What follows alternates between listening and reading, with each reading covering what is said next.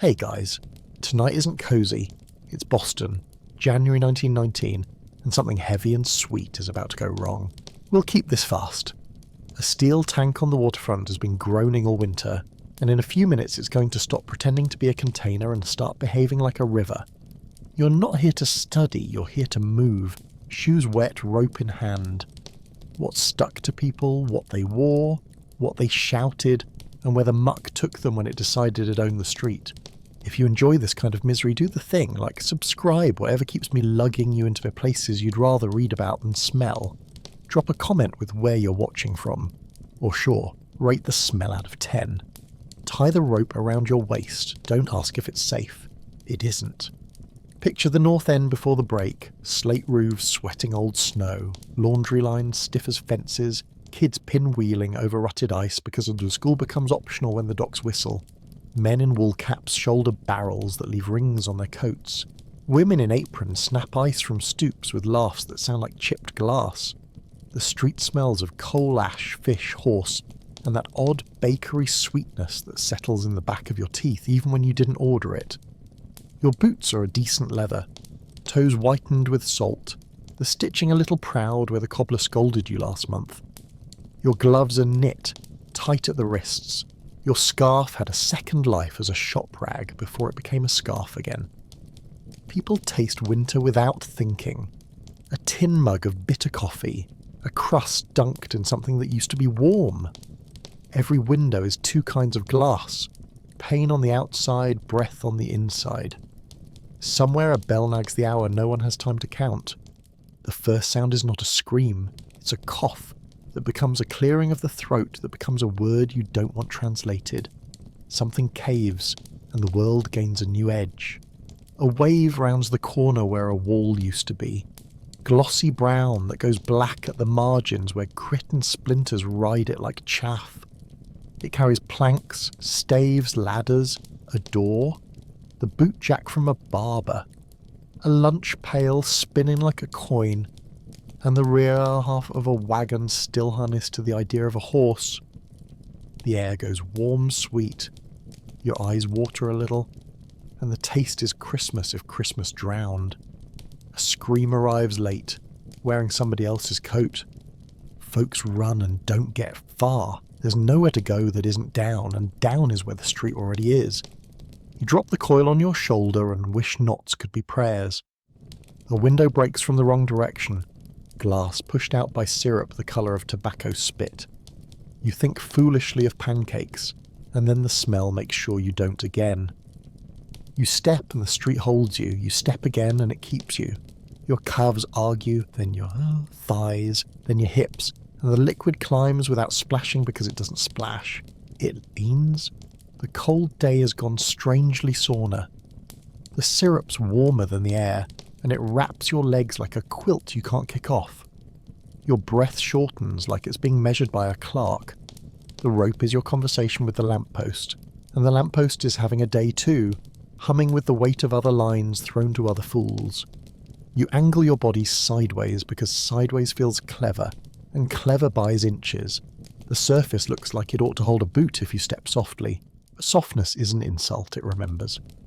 A crate slides past with its nails singing. Something furry rides it, alive, or not, you'd rather not decide.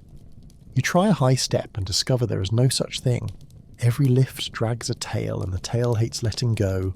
You brace, 2 turns of the rope around your waist, a third for the lie you tell yourself about control, the rest paid out in a line that kinks and unkinks with the push of the syrup.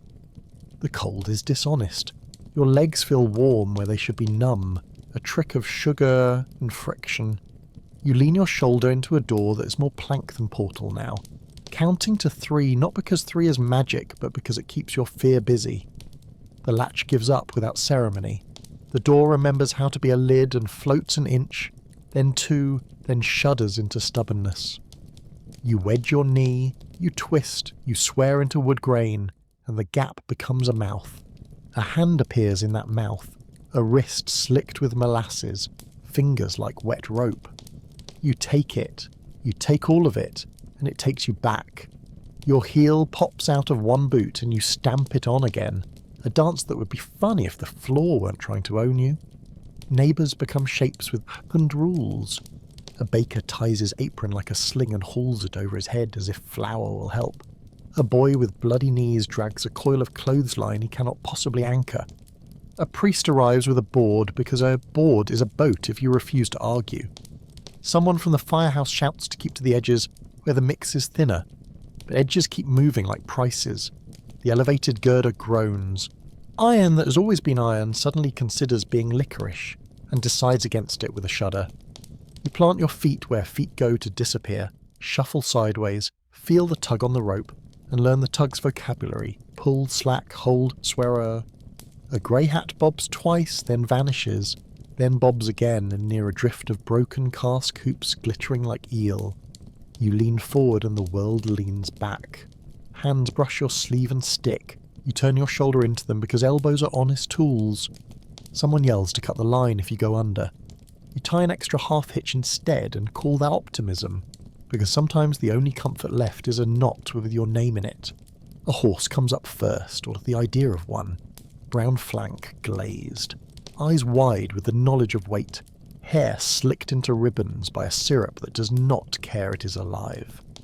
You get a hand on the bridle, and the animal blows hot sugar into your face, a cough that strings across your cheekbones and sticks your eyelashes together. The cart is a shallow box with aspirations, tilting, loaded with barrels that have opinions about balance. 2 are already uncorked by force. Hoops snapped, staves wandering like ribs. You talk to the horse because talk is a tool. The old steady cadence that belongs to teamsters and street sweepers. Words that say you have done this before, even if you have not. The legs churn in place, then find an inch, then give it back, and you lean your weight into the buckle where leather meets iron. The rope at your waist tightens and hums. A man drops a plank in front of the near hoof, and you aim the animal's world at that square of sense. It steps. The plank sinks, rises, holds. 1 step becomes 2, and your lungs remember they can be useful. Your shore crew is a row of coats, each one a colour of Boston winter. Coal, smoke, fish scale grey, and the occasional parlour black that will soon regret its errands. They're wrapped in mufflers and stubbornness, boots planted on boards that sink and then remember themselves. A ladder lies on its side like a bridge that forgot to be taller. You tug it toward you and it agrees, rung by rung, until the syrup is wearing it like a scarf. Signals become the only grammar you need. 2 tugs means haul, 3 means hold. 1 long pull means someone is thinking about going under. Hands switch off without speeches.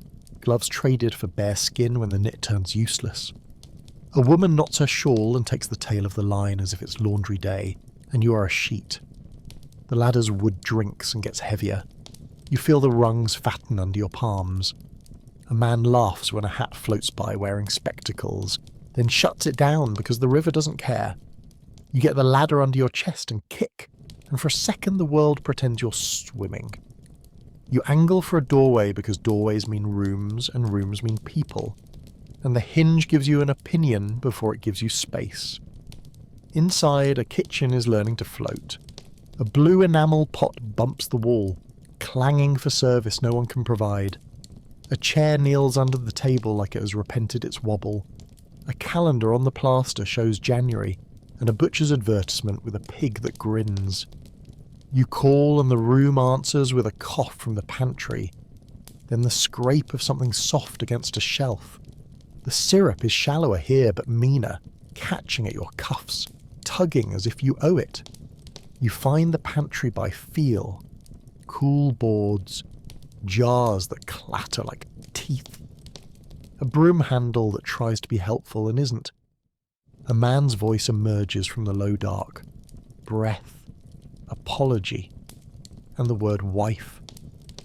You shoulder the door, wedge your boots, and the panelling remembers how to move. A woman appears with a shawl glued to her back and a child pressed to her ribs like a second set. You tell them you've got them. Now you have to prove it.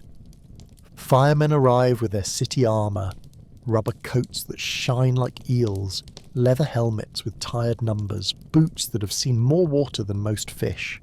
One leans down and the brim of his helmet cuts a clean line through the brown. like he's parting soup. They've brought planks, poles, and a comfort no one would name, men who understand that pulling is a profession. You feel a yank, 2 tugs. You brace, plant the boat hook, and push with your heel against a crate that talks back in nails. A slat lifts and rakes your shin. Hot sting, sharp breath, work again. The child goes first onto the ladder, face streaked with clotted sugar, eyes wide at the disagreement between warm and cold. The woman next, shawl peeling from her shoulders with a sound like tape. The man refuses, then learns the math of refusal when his hand slides. You grab his collar and make a promise with your knuckles. The crew hauls. The line sings. You ride the ladder's side at a keel, legs swallowed to the thighs, steering by inches. A whistle blows for the wrong reason, but it makes people try harder anyway. Back out on the street that isn't, you turn the boy onto the ladder and the ladder becomes a sled that is almost useful. The shore crew hauls, the woman in the shawl sets her feet like a statue, and you walk your hands up the rungs while your legs pretend to be legs. A door floats by and proves itself a boat long enough to carry a cat to the curb. The cat departs, shakes twice, and lets the day proceed. You steal the door for the man and give him rules he will hate. Elbows here, chin up, breathe shallow. Oh. Don't ask how long. The Molasses takes hold anyway and makes it slow case for ownership. You unmake it with oaths, inches, and the dull lever of your shoulder. On the curb, a crowd has learned to be quiet. People with flour on their sleeves and fish on their boots make space while the ladder arrives. Someone lays a coat, someone offers tea. You slide the boy to hands that hold. The woman follows and sits, laughing because sound proves she is here. The man swears he can walk. He cannot. You stay until he can. Noise changes. The creak that was distant scaffolding becomes a short cross sound from a timber that preferred being a wall. You look up because everyone looks up when wood talks. The elevated line stands where it always has, but the supports have opinions and those opinions are tired. A rivet spits and disappears. Somewhere a barrel still intact bangs like a drum, its skin tightening as cold meets warmth, and both strike a bargain that sounds like trouble. You collect your breath in coins and spend them carefully. A minute ago there was a fishmonger washing scales from his hands, a seamstress setting her sleeve with a mouthful of pins, a baker deciding whether to save or scrap a batch. Those minutes are in here now, folded into the syrup with broom straw, apple peels, a child's marble, the corner of a prayer card. You move because stillness is a vote for sinking. The crew edges the ladder toward new yelling, the yelling turns into a name, the name into a street number. Finally a door you will open because that is the arithmetic of the day. You tie a knot to pretend someone is in charge.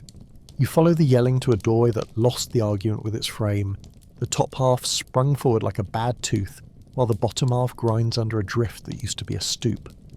The rope tugs your ribs as if reminding you there is geometry behind this bravery, and you call out in the voice people believe because you sound like you've already found others. The room beyond is a cool box smelling of potatoes, coal dust, and the syrup's warm lye. A wash basin rides the table like a boat tied badly, and a cheap mattress slumps against a wall that used to be dry. You shoulder through the gap and your boot disappears to the ankle with none of the splash you expect because this isn't water, it's a decision. A cupboard doors itself open and shows you boiled shirts and a tin of starch trying to think. A calendar flaps against a nail. January insisting on its squares. The shout comes again, lower now, hoarser, not from the room at all, but from the seam in the floor where a trapdoor is wedged shut by weight. You find the ring, feel the refusal, and accept the day's grammar. Prying is prayer now, and prayer needs leverage. The cellar is a scrape of light and the comfort of stone that has not learned to float, steps narrow enough to force decisions, railing a splintered rumour of help. You slide down sideways so the syrup cannot claim both legs at once, one hand on the wall finding cold damp that predates this mistake, the other paying the line so it doesn't snag and make a joke of you. At the landing the stuff lies heavy as dough. a shoulder-high bog that eats sound and gives back breath in sweet warm puffs. The coughing resolves into words when you place your ear by the hinge and hear the simple arithmetic of a man running out of air. You wedge your shoulder under the door and push until your back learns the shape of the wood. The hinge gives up on iron and becomes noise. A crate floats against the step with a stubbornness that feels personal, a half-buoyant coffin packed with onions and hopeful recipes, and wedged beneath it you locate a hat, then hair, then a mouth that wants to talk about wives. You talk back with instructions because instructions are oxygen. The crate yields like a tooth pulled slow, and the man inhales for the first time in a measured while, a breath with opinions about sugar and stone. You cut the rope into shorter sentences, half hitch around the crate, turn on the newel post that still believes in stairs, a sharp tug up the line for haul when you feel the answer. Above, they understand because hauling is a language without vowels. The crate rises, humming its wooden complaint, and an onion rolls free, leaving a clean round moon in the brown. You check the man's leg with your hands because your eyes don't trust the light, find the angle wrong and the ankle worse, then ask his name so he remembers he has one. He answers with a syllable that might also be a prayer. A second voice leaks from the darker reach, smaller, tighter, not so much calling as refusing to be quiet. You push the crate aside and find a woman pressed into the corner like a page marker, shawl glued to her shoulders in sugared folds, eyes salted with grit. You tell them you've got them. Now you have to make truth of it.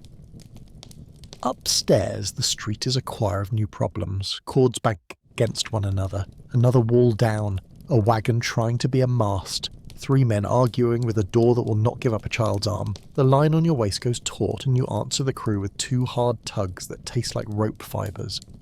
The woman rises step by deliberate step until she remembers the trick of her own weight. You mind your grip because Molasses makes every surface into glass, slick and treacherous and eager to punish confidence. You mind your angle because each turn of your shoulder either gifts you an inch or taxes you for trying.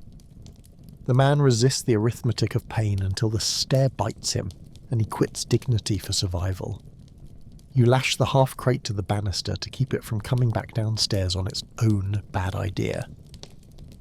When you reach the trapdoor again, the hinge sighs like a church bench. You count to 3 because counting is an argument against panic, and on 3 the woman becomes a shape on the stairs, and then a shape in your arms, and then a promise to the men above. On the street, the firemen have organised the chaos into stations the way bakers pull lines out of flour.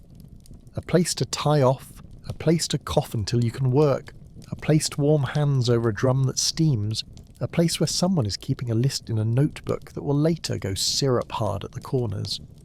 The horse you led stands trembling under a blanket that is losing its argument with gravity. A boy inches along the rail with a boat hook, and the look of someone who started the day as a messenger, and is ending it as a story he will tell wrong and then right.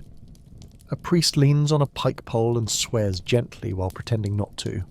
A woman with flour to her elbows ties off lines like laundry and saves men like shirts. They take the cellar pair from you the way a good team takes weight, quietly, with hands that already know where to go. A whistle blows from the direction of the harbour, and reminds you that help is a sound, but not the kind you can stand around to hear. You turn before your legs can discover stillness. You return for the cellar's last argument, and discover the stairs have developed a personality. Petulant, deceitful, inclined to shift under your weight as if humour belongs to wood. The man has planted himself on the landing like a stubborn tree, and refuses to move until you bring the coat that hides a smaller shape. You tell him there are rules and discover there are also exceptions, and so you bring the bundle first, tucking it tight to your breastbone the way you once kept every good decision. The bundle proves to be a terrier that never learned silence. It licks your chin, baptizes your eyelids in sugar, then chooses the crook of your arm as a new theology. You pass the dog up and the landing becomes lighter in every sense. The man goes next, loud with pain and louder with gratitude he tries to swallow. When you get him to daylight, the world feels bigger and meaner all at once. The rope around your waist hums like a streetcar line. You breathe with your mouth because your nose is tired, check the knot on the lamppost, and point yourself toward the next voice that refuses to give up being heard. The first stream that hits the street is not brown but silver, a lancing arc from a fireboat down on the water. Sea pumped through hose to teach sugar about dissolving. The jet slashes a seam in the surface and turns it from syrup to soup, just enough that trapped knees remember bending. The firemen ride the hose like a living thing, boots planted, coats hissing as salt spray soaks and then steams. You wade side on into the wake they're making, letting the current of thinned molasses tug you toward a slot of motion where your legs can pretend to be legs again. Salt stings your lips, sweetness closes your throat. The stream chews a trench that refills in slow arguments, but every bite frees a foot, a calf, a knee, a breath. You jam the ladder endwise into that cut and it sinks, rises, holds. You throw an extra line to a hydrant that isn't sure it wants to help ocean water do city work. Your coat gains weight you didn't plan to carry, and the hose gives your shoulder a friendly shove that will bruise later. Pressure like a handshake you'll return. A freight door down the block has become a mouthful of teeth. Splintered studs, nails that want to shake hands, a tongue of flooring that rises and falls with the slow breath of the flood.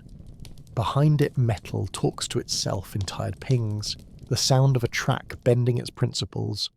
You signal, 2 tugs, and the crew plants the ladder across the threshold while you slide under and taste dust that used to be wheat.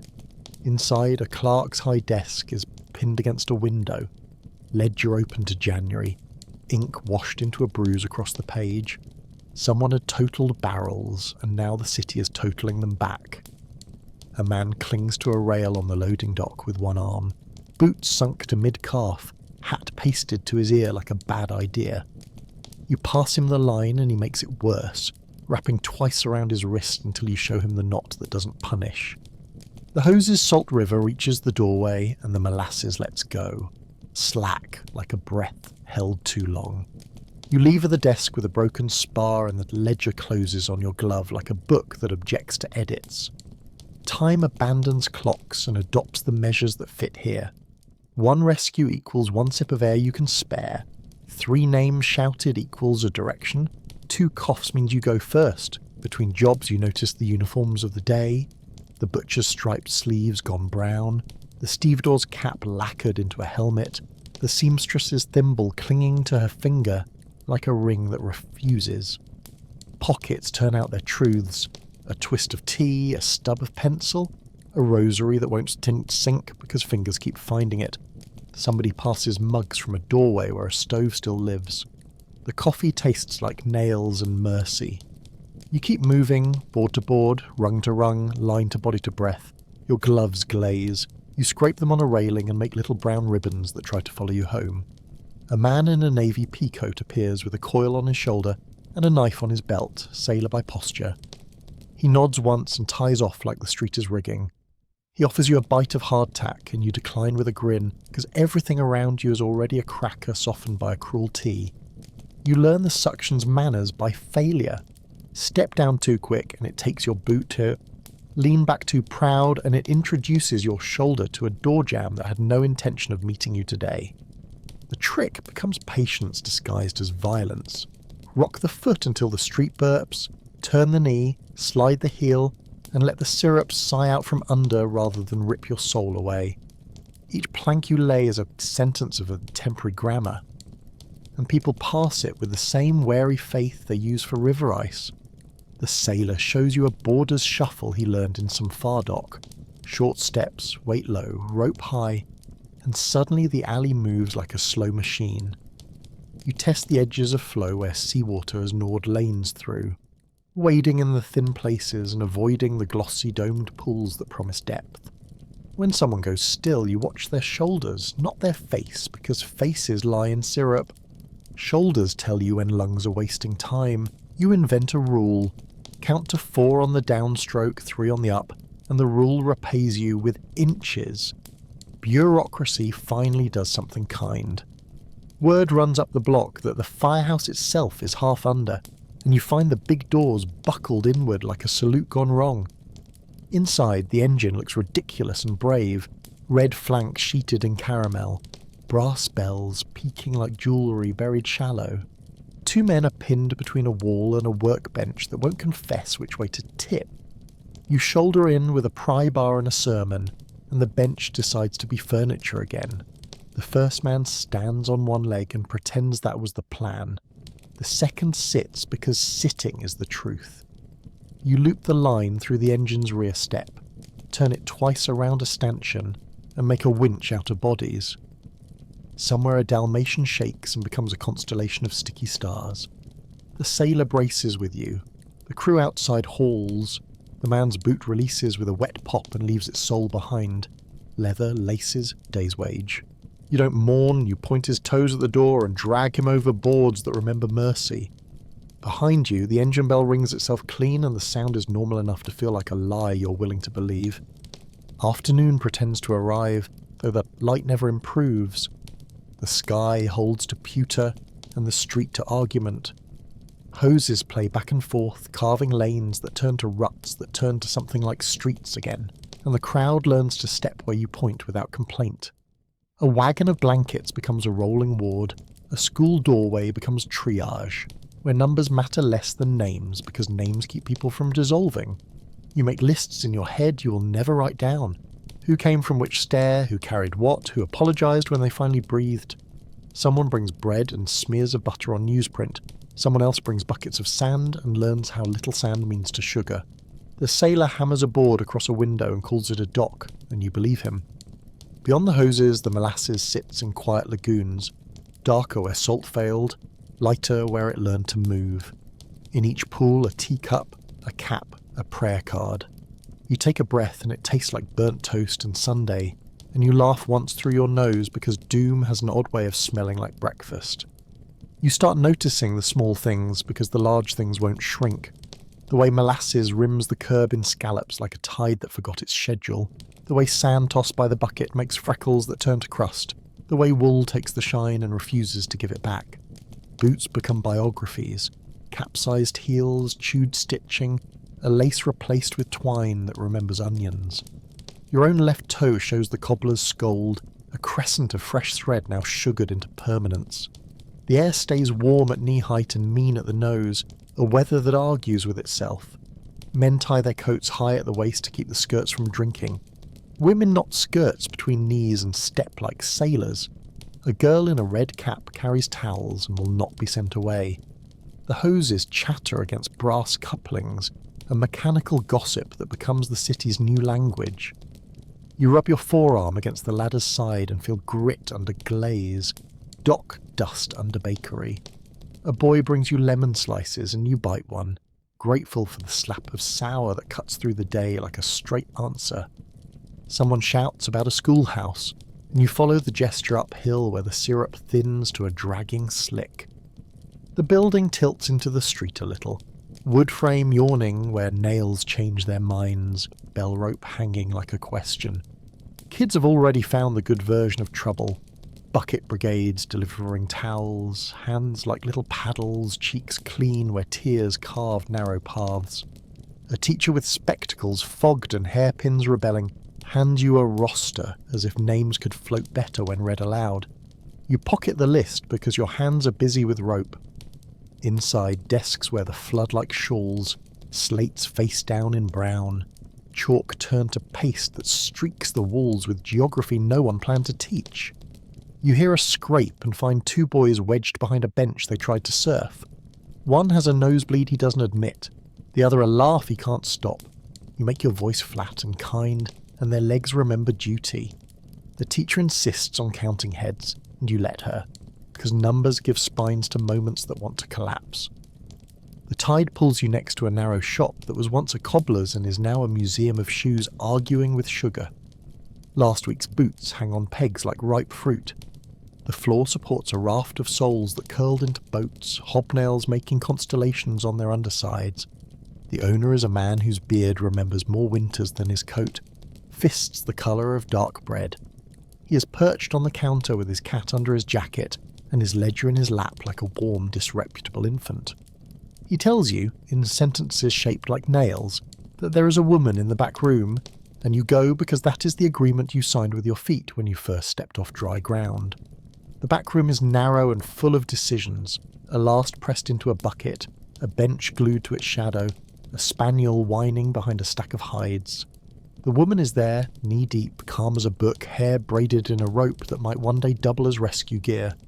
You put the ladder flat, make a bridge nobody would admire, and she crosses, carrying the dog under one arm like the day's only good package. A policeman in a greatcoat that used to be authority tramps up, hat in hand because Brim and Sugar disagree, and starts organising with the confidence of a man whose boots reach the curb. He means well, so you give him a job that wants a voice, keep the crowd back when the hoses swing, make sure the plank walk stays a walk and doesn't become a stand. He booms like a bell and people obey because in chaos, even borrowed voices help. A trolley clanks and stops for the second time in its life, poles arcing weak blue as if arguing with the sky. The motorman steps down, checks his watch, checks the syrup, then chooses service on foot. He takes a coil, hitchlearned in some summer on a lake, and ties his world to yours. The sailor gives him a nod that crosses oceans. A camera appears, a box on a tripod that sneers at drizzle, and someone says this will be remembered, and you agree in your bones, though memory today feels like another job on the list. You drag the ladder 3 doors down because shouting turned into a door number, and door numbers are promises you prefer to keep. You start losing count of splinters, but not of faces. The flower woman belts tea into tin mugs and speaks in orders that sound like kindness. The priest presses hands without asking permission from Rome. The teacher counts again and again until her voice settles like dust. A doctor arrives, sleeves rolled, apron already tired, and sets up a corner where he can decide which injuries are arguments for now, and which can wait for better sentences. He looks at your shin and says later, and you agree because the pain is filing a patient complaint rather than a lawsuit. The hoses sweep again, and a lane opens where a wagon can bump along like a boat with square wheels. You load men who swear they can walk, and women who refuse to sit until the child 2 doors down is found. In a window, a phonograph horn peers like a brass flower that smelled the wrong season. You set it up on a crate, crank with a sticky hand, and let a waltz scratch out a stubborn human noise while you work. For 3 minutes, the street acquires a rhythm that is not the pump. Late light smears, though there's no real sunset. The day just leans toward evening, the way a tired man leans toward a chair. You attend to rituals because rituals are the scaffolding under hours. Wring your scarf, scrape your gloves, knock your heels together to reclaim your souls. Sip coffee, spit sugar. Tie and retie the loop on your belt so the rope knows your name. The sailor tells the story about a harbour too warm, a cargo too sweet, a spill that drew rats like a parade, and you file it under warnings you'll pretend not to remember. A boy circles with a bucket of seawater and splashes boots until knit becomes leather again. He takes pride in turning statues back into men. Somewhere, church bells attempt vespers and produce syruped coughs that pass for chimes.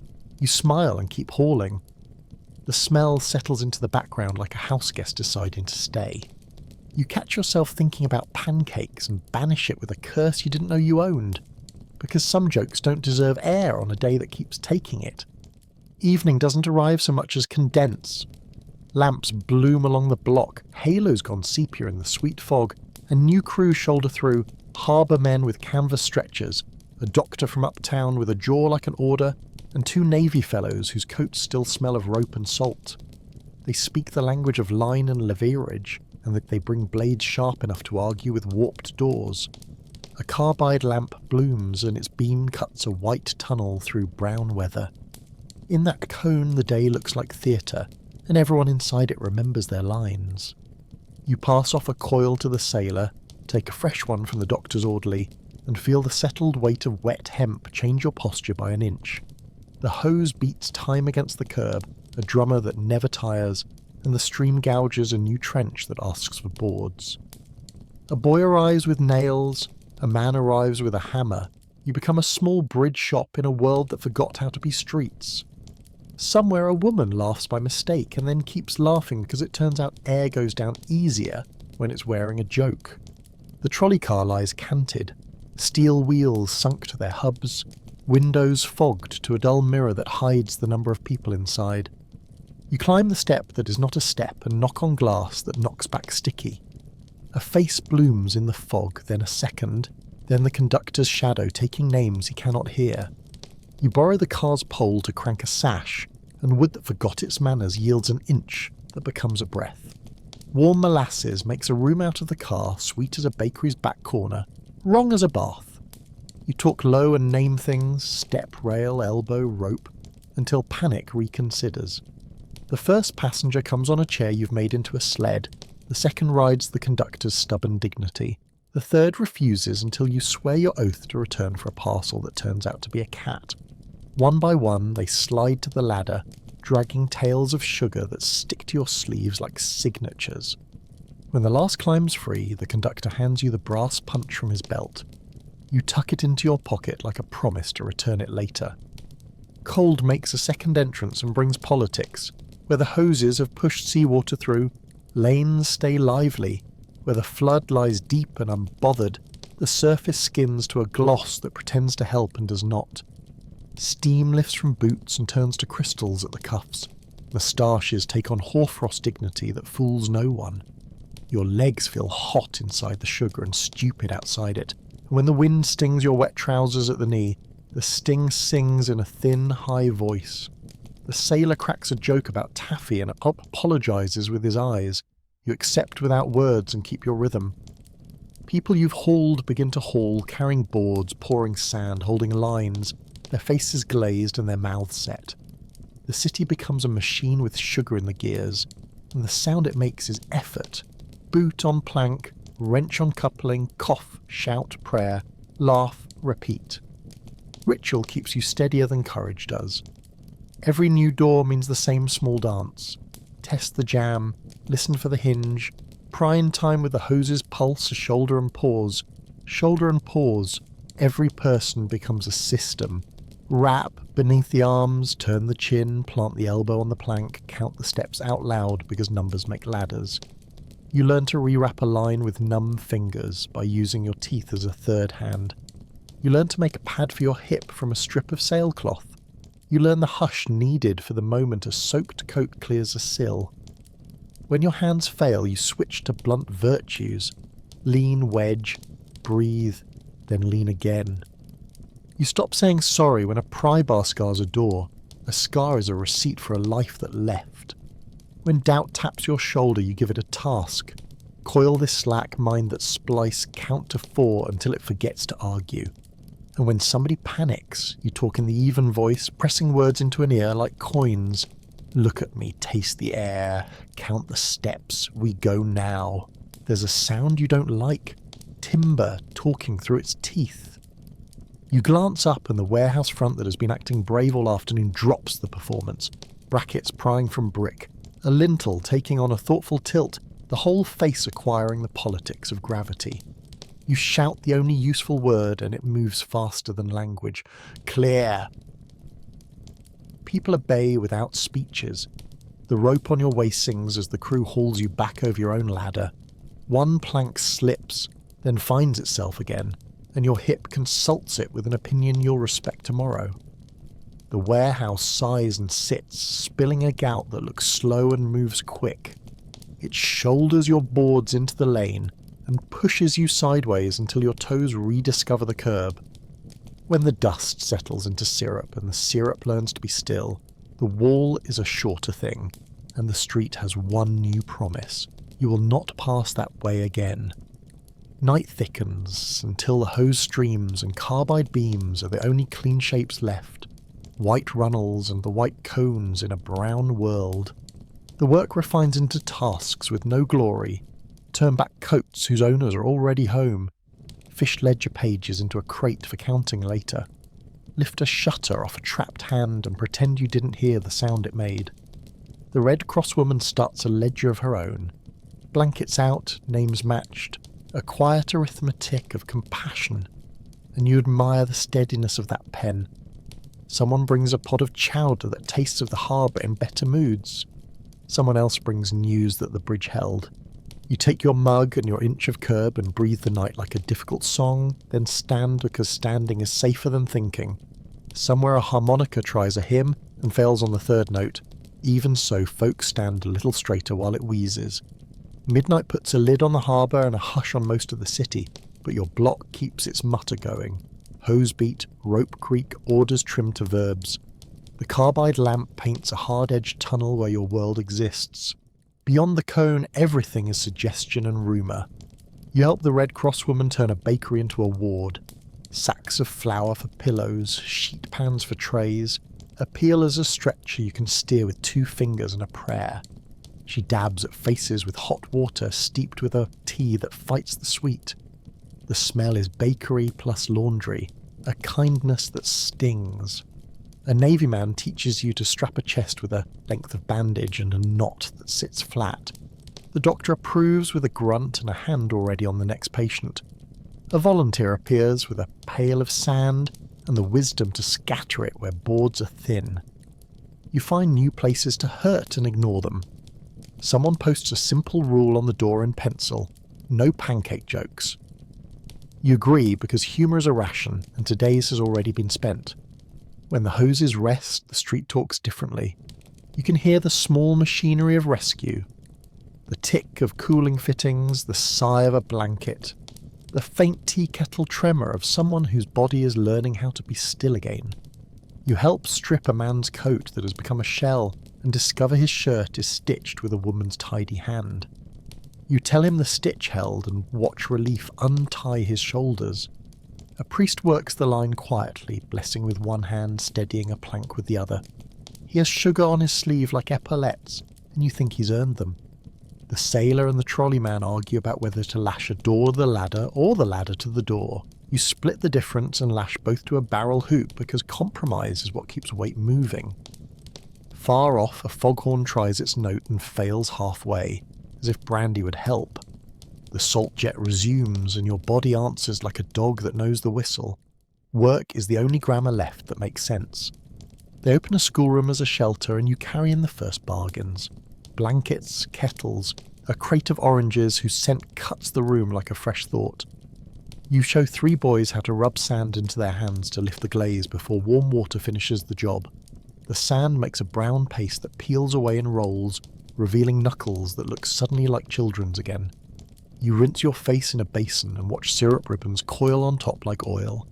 Someone hands you a corner of a towel and you press it to your eyes until your eyelids remember to open without protest. The teacher has reorganised the chalkboard by need. Coats, boots, names who need a doctor, names who need a mother, names we don't know yet. You add a hash mark where you belong and it feels like a receipt.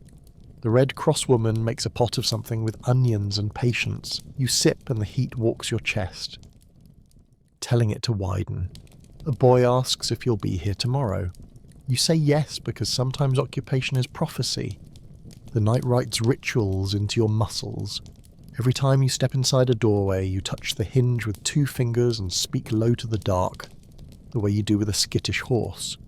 Every time the hose choose a lane, you lay 3 boards and mark them with a nail scratch so the next crew trust their feet. Every time you hand someone to the plank, you say their name if you have it, or friend if you don't. Bodies obey names the way boats obey rudders.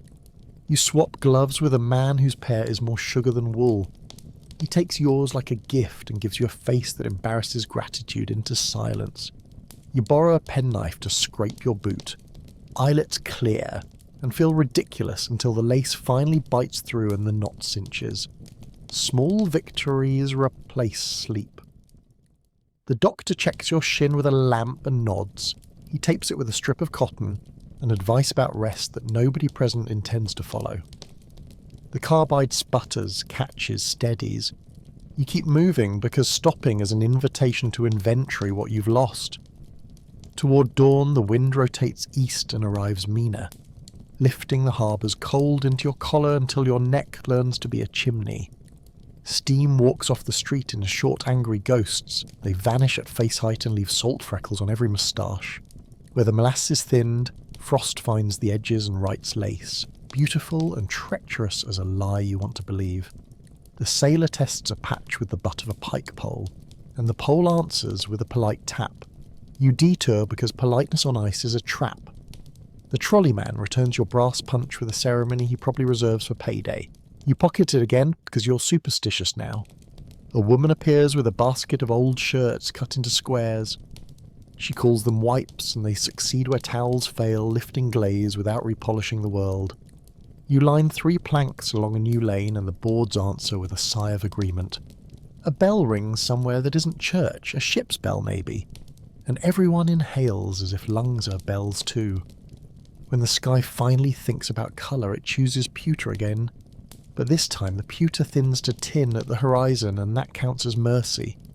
The fire captain calls a stand to, and the line of you, firemen, sailors, trolleymen, bakers, boys, a priest, 2 nurses, the woman with the basket, stand like a company no one would recruit on purpose and everyone would want when the day turns wrong. He reads off numbers in a voice that measures survival, not victory. You listen for the names you know and take the silence as an answer for the ones you don't. He assigns the morning's work like chores. Pump the lagoons to the gutter. Scrape the walls clean enough to stop attracting bees when spring remembers itself. Fetch fresh hose from the house uptown. Boil water by the barrel for washing skin and cloth. You get the scraping job because your shoulders already speak the language. The sailor grins and taps his pike pole on your board walkway like a drum roll. You grin back because dawn, however dishonest, is still dawn. Breakfast is a heel of bread and an orange. It tastes like a promise you can chew. You take the scraping job like penance and find it suits a tired back. A push broom with bristle chewed low, a flat shovel warmed by the barrel fire, a bucket brigade that turns seawater into steam. The walls show how high the day climbed, waist, shoulder, hat, crown. Rings in a tree grown in an hour. You work from the top because every mistake runs downhill. Pour, wait, scrape, and the sugar releases in sheets that slap the boards and try to stand up. Sand goes first to scuff the glaze, then hot water from kettles with angry lids, then the broom in long strokes that sound like tearing cloth. Sawdust helps when sand quits. Scatter, press with a plank. Peel it back like a bandage that did its job. A man with a cart brings ash from a furnace and it works too, gritty as argument. Your arms adopt the rhythm. Lift, set, lean, drag, step sideways, change hands, time the pour to the hose. You oil your wrists so the syrup slides off skin. It doesn't, but the ritual believes itself, and that's useful. The street begins to look less like a pastry and more like a place where boots belong. In the tenement stair you learn another ritual. Knock, call low, count to 3, shoulder in. On the 3rd floor, an old woman has hung bedding over a broom across the window so the flood can drip out the way it came in. She tells you not to fuss, then hands you a pair of boots whose laces are sculptures. You soak them in a basin until the knots forget pride. Her cat sits on the stove and watches justice happen. A boy offers you a brush stiff with sugar, and you teach him to draw the grain lengthwise, not cross, so the wood keeps its temper. A photograph on the mantel is varnished to the glass. 3 faces on a picnic blanket, some are caught under sugar. You slide a razor and save half of it, which feels like a bargain. The woman wants to pay you in buttons. You take one for luck and she approves. On the landing you lay a line so children can cross to the stair like laundry to a pole. Someone coughs laughter when a drip from the ceiling lands on a policeman's collar. He bows as if blessed, and the stair relaxes a notch. Down in the broadest pool the hoses cannot thin. Men work a raft of doors with pike poles like gondoliers from a less cheerful city. You join with the long hook, testing depth, mapping a slow river no one planned. The sailor rigs a block and tackle to a telephone pole that still trusts earth, and together you persuade a piano to turn its back and float the short way to the curb. Music escapes in damp thuds when its innards complain. You apologise to the strings and drag anyway. In the shadow of the pole, a crate shows printed oranges that have not been oranges for years. Inside is hardware that pretended to be fruit to cross an ocean. You free it and make it honest. Spikes, bolts, a box wrench that fits the hydrant cap that always stuck. When the cap yields, the sailor whoops once and the hose takes a deeper breath. The new lane wakes up and starts to argue with the pool. You plant boards, scuff the glaze with sand, and for a few yards the city remembers street, curb, gutter. Like words found again after a long cough. Fatigue arrives like weather you forgot to predict. Your hands are sticky even after hot water. Your pockets are lined with grit the colour of tea. You find a letter sealed to a counter and ease it free with a palette knife. The paper smells of starch and sugar. A bakery envelope addressed to a soldier you do not know. You set it in the dry basket with the care you'd give to glass. A man from the telegraph office appears to ask for lines and gets ropes instead. He nods like that's close enough to meaning. Your shin throbs on a schedule. 5 minutes, quiet, 1 minute, bright. You threaten it with rest and it behaves. You rinse your eyes and they sting. Then thank you. When someone jokes about breakfast, you grant him one glare, then hand him a board because humour can pull too, so long as it doesn't steer. The barrel fire pops and smells of oak and ocean. You hold your palms a second too long and retreat. Warmed, chastened, ready to lift again, food becomes another rescue. In the bakery ward, the Red Cross woman runs a stove like a captain, turning out kettles of broth and tins of biscuits that don't mind steam. Volunteers pass cups whose rims carry the day's varnish. You wipe them with a square of shirt and call them good. Someone finds a pail of pickles that taste like a choir. Someone else brings apples dull with syrup that polish up hopeful. You show a row of boys how oil, lard even, pulls sugar from hair. They make faces, relent, and watch the glaze roll off in ropes. A nurse rubs camphor on chests until the sweet steps back. Another ties labels to boots so their owners can claim themselves later. Coffee arrives in dented tins and tastes like iron and mercy. You eat with one glove off, shoulder to shoulder with the sailor and the trolley man, and the three of you agree without saying that chewing is a shift you can finish. When the kettle empties, the smell of onions lingers like proof the room will someday be only a bakery again. Toward noon, the stable speaks, a low, terrible talk from behind a door bowed like regret. The city is half horse and half argument. You know the sound. The crew gathers without being called. Pikes, boards, a sledge, a bolt cutter for a hasp that resists scents. Inside, the air is hotter, sweeter, wrong, straw floats in clots and the stalls breathe. You move slow because panic makes sugar stronger. One mare comes free with a sheet under her hooves and a board walkway to daylight. She shakes once and everyone steps back. A second leans on the partition, eyes rimmed with foam. The sailor slides a rope halter and talks in a voice kept for storms. You pry the stall door, lay a ladder for purchase. Hooves find rungs, then boards, then the alley. Not all decisions end like that. One gelding goes quiet too fast, buried to the girth in a pool too deep. You try because trying is the tax for breathing. The hose chews, the line sings, and at last the foreman shakes his head.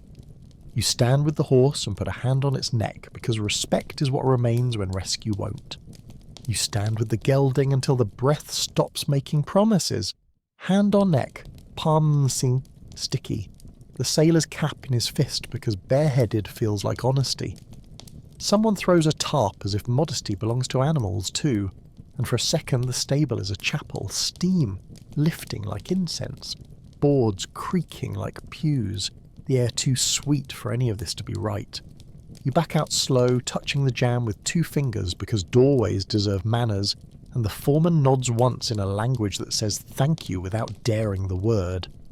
Outside, the hose chews a new seam through the alley, and the mare, already blanketed, noses your sleeve as if you might have salt. You do not. You have rope, boards, a pry bar, and a list that never stops writing itself. The sailor ties off a rig you'll swear was not possible 10 minutes ago.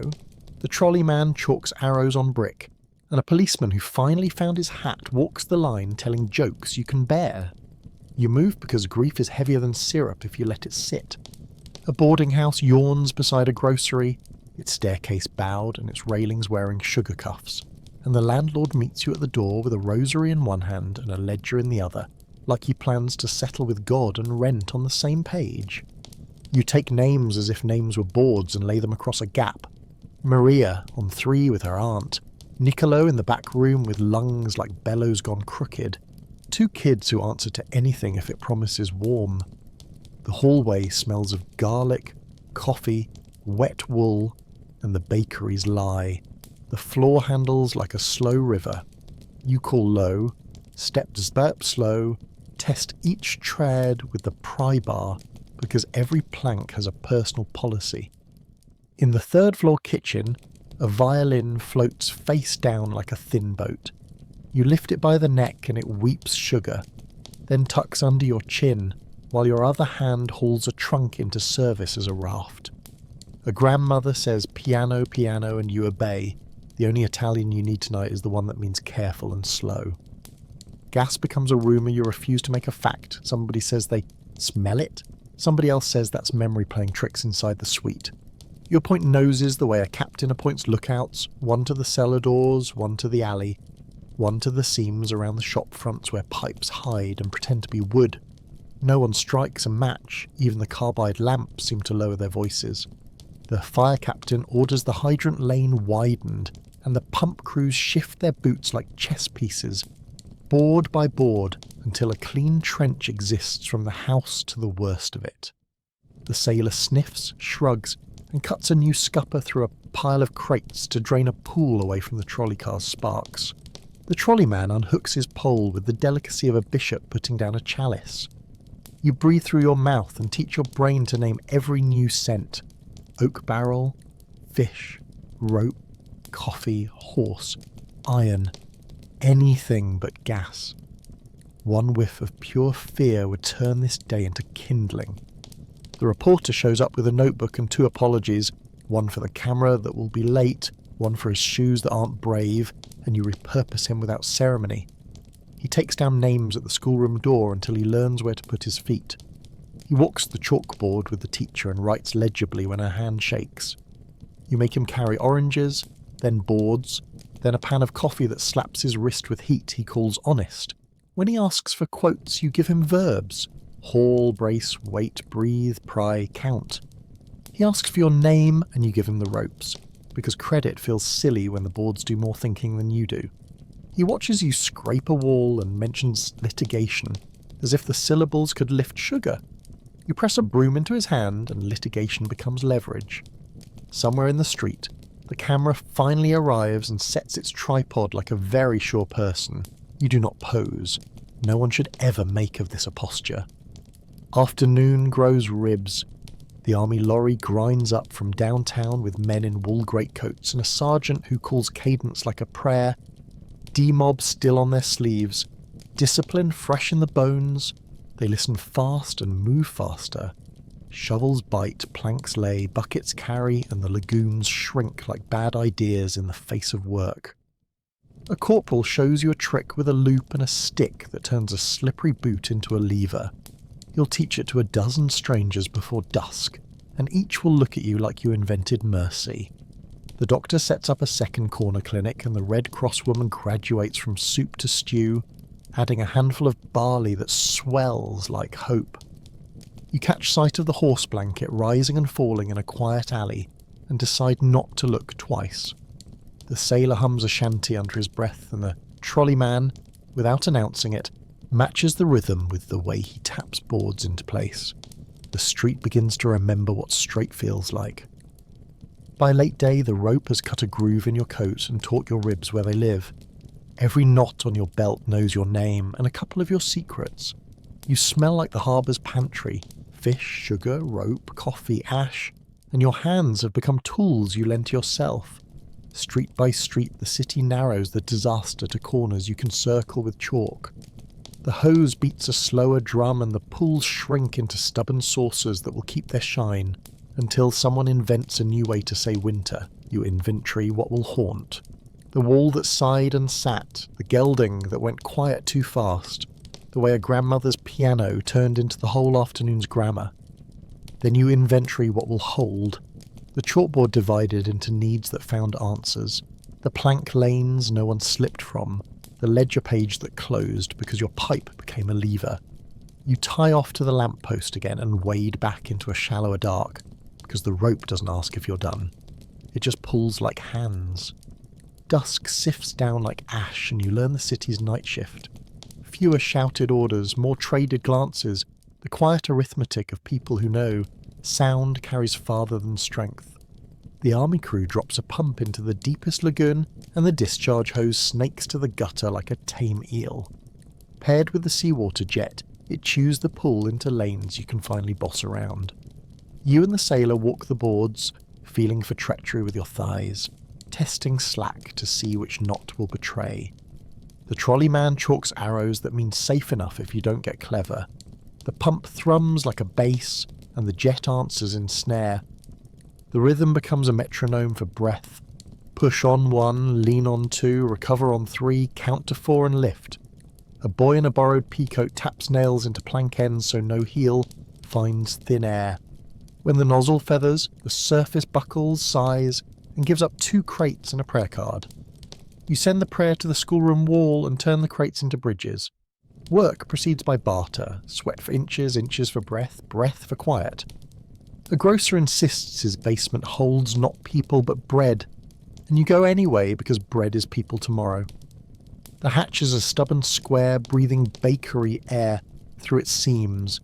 You pry it in time with the pump's thrum, and the wood learns a new hinge. Inside, the light makes an amber cave, and the racks float like pews in a church that worships crust.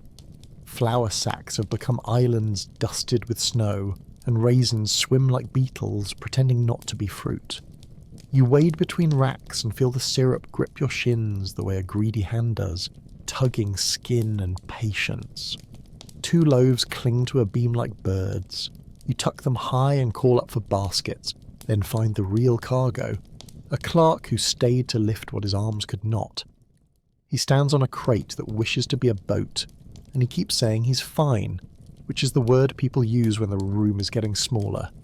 You loop his chest, set his hands on your shoulders, count with the pump 1, 2, 3, and let the hose's pulse be the tide that frees his feet from the floor that wanted him. Cold returns with a knife, and where the hose lanes run thin, the surface skins to glass that lies. A boy in borrowed boots skates 1 mistaken step and the board lurches. You snag his collar and plant him against a post while your own heel hunts the plank's edge. Sand becomes gospel, throw, scuff, test, throw again, until the lie turns back into a road. The pump coughs, catches, and the trench breathes like a lung you're allowed to borrow for a minute. Up the block, the camera sets its plate at last, and the flash paints the alley white for the length of a blink. When colour returns, it is all brown and iron again. The trolley man cusses softly.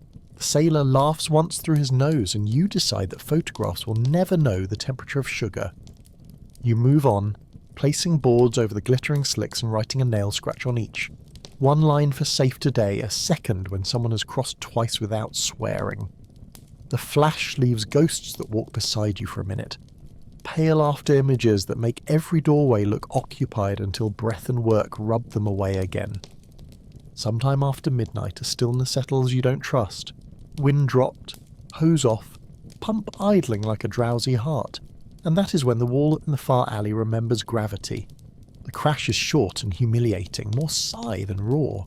A timber shrug and a brick cough. A fresh spill shoulders past your planks and winks your lantern. You talk without punctuation, back, back, back, and 6 bodies leap the language easily, boots finding rungs by faith. The syrup climbs your knees and decides to negotiate. You lean into it with hips and prayer. 1 hand to the line, the other flat against the door that will be your lever, if it must. The sailor plants his pike. The trolley man braces your belt. The priest says a name you don't know, and the hose team returns with a stripe of ocean that cuts the brown into obedience. When the new pool decides to stay, you mark its edge with barrels and curses, then laugh once because the laugh reminds your legs they still belong to you. You breathe twice, taste salt and sugar, and go again. The bakery ward invents morning before the sky does. Kettles clang lids, mugs parade, and the chalkboard's columns sprout check marks that feel like stitches pulling a tear closed. You rotate through tasks the way a mill wheel drinks a stream. Scrape and scatter, haul and brace, lift and count, then do it again, because repetition is what keeps doubt from multiplying. The sailor tapes a loop of sailcloth under your rope where it saws your coat. The trolley man brings a tin of axle grease that turns the knot's bite from teeth to handshake. A woman with piano teacher posture organises piles, coats for now, blankets for later, letters to dry, names to learn, and nobody argues because organisation feels like heat. You show 3 boys the trick of rubbing lard through hair to free the glaze, and they make faces until the comb finally moves. At the door, someone writes on cardboard with a carpenter's pencil. Warm drinks, clean rags, tell us who's missing, no pancake jokes. You nod and add a shy thank you at the bottom, because please and thanks are planks too. By true morning, the street is a ledger with fewer blank lines. Pumps mutter, hoses gossip, sawdust falls like brown snow and takes footprints as signatures beside whatever names survived the night. You walk the reach from the tank's broken ribs to the last stubborn pool and make an inventory that is half prayer. Boards sound, hydrants safe, gas still rumour, horses counted, boys sent home to sleep, ledgers stacked, letters salvaged, chalkboard names crossed one by one. You find the conductor and return his brass punch. He presses it back into your palm and says, "Keep it until the cars run, like luck that prefers a pocket." The fire captain reads assignments in a voice that makes chores feel like victories. Scrape walls above this mark, flush gutters to the harbour, knock ice from the plank edges, keep the lanes moving. You touch the lamppost knot the way sailors touch a figurehead and step into the shallower dark again.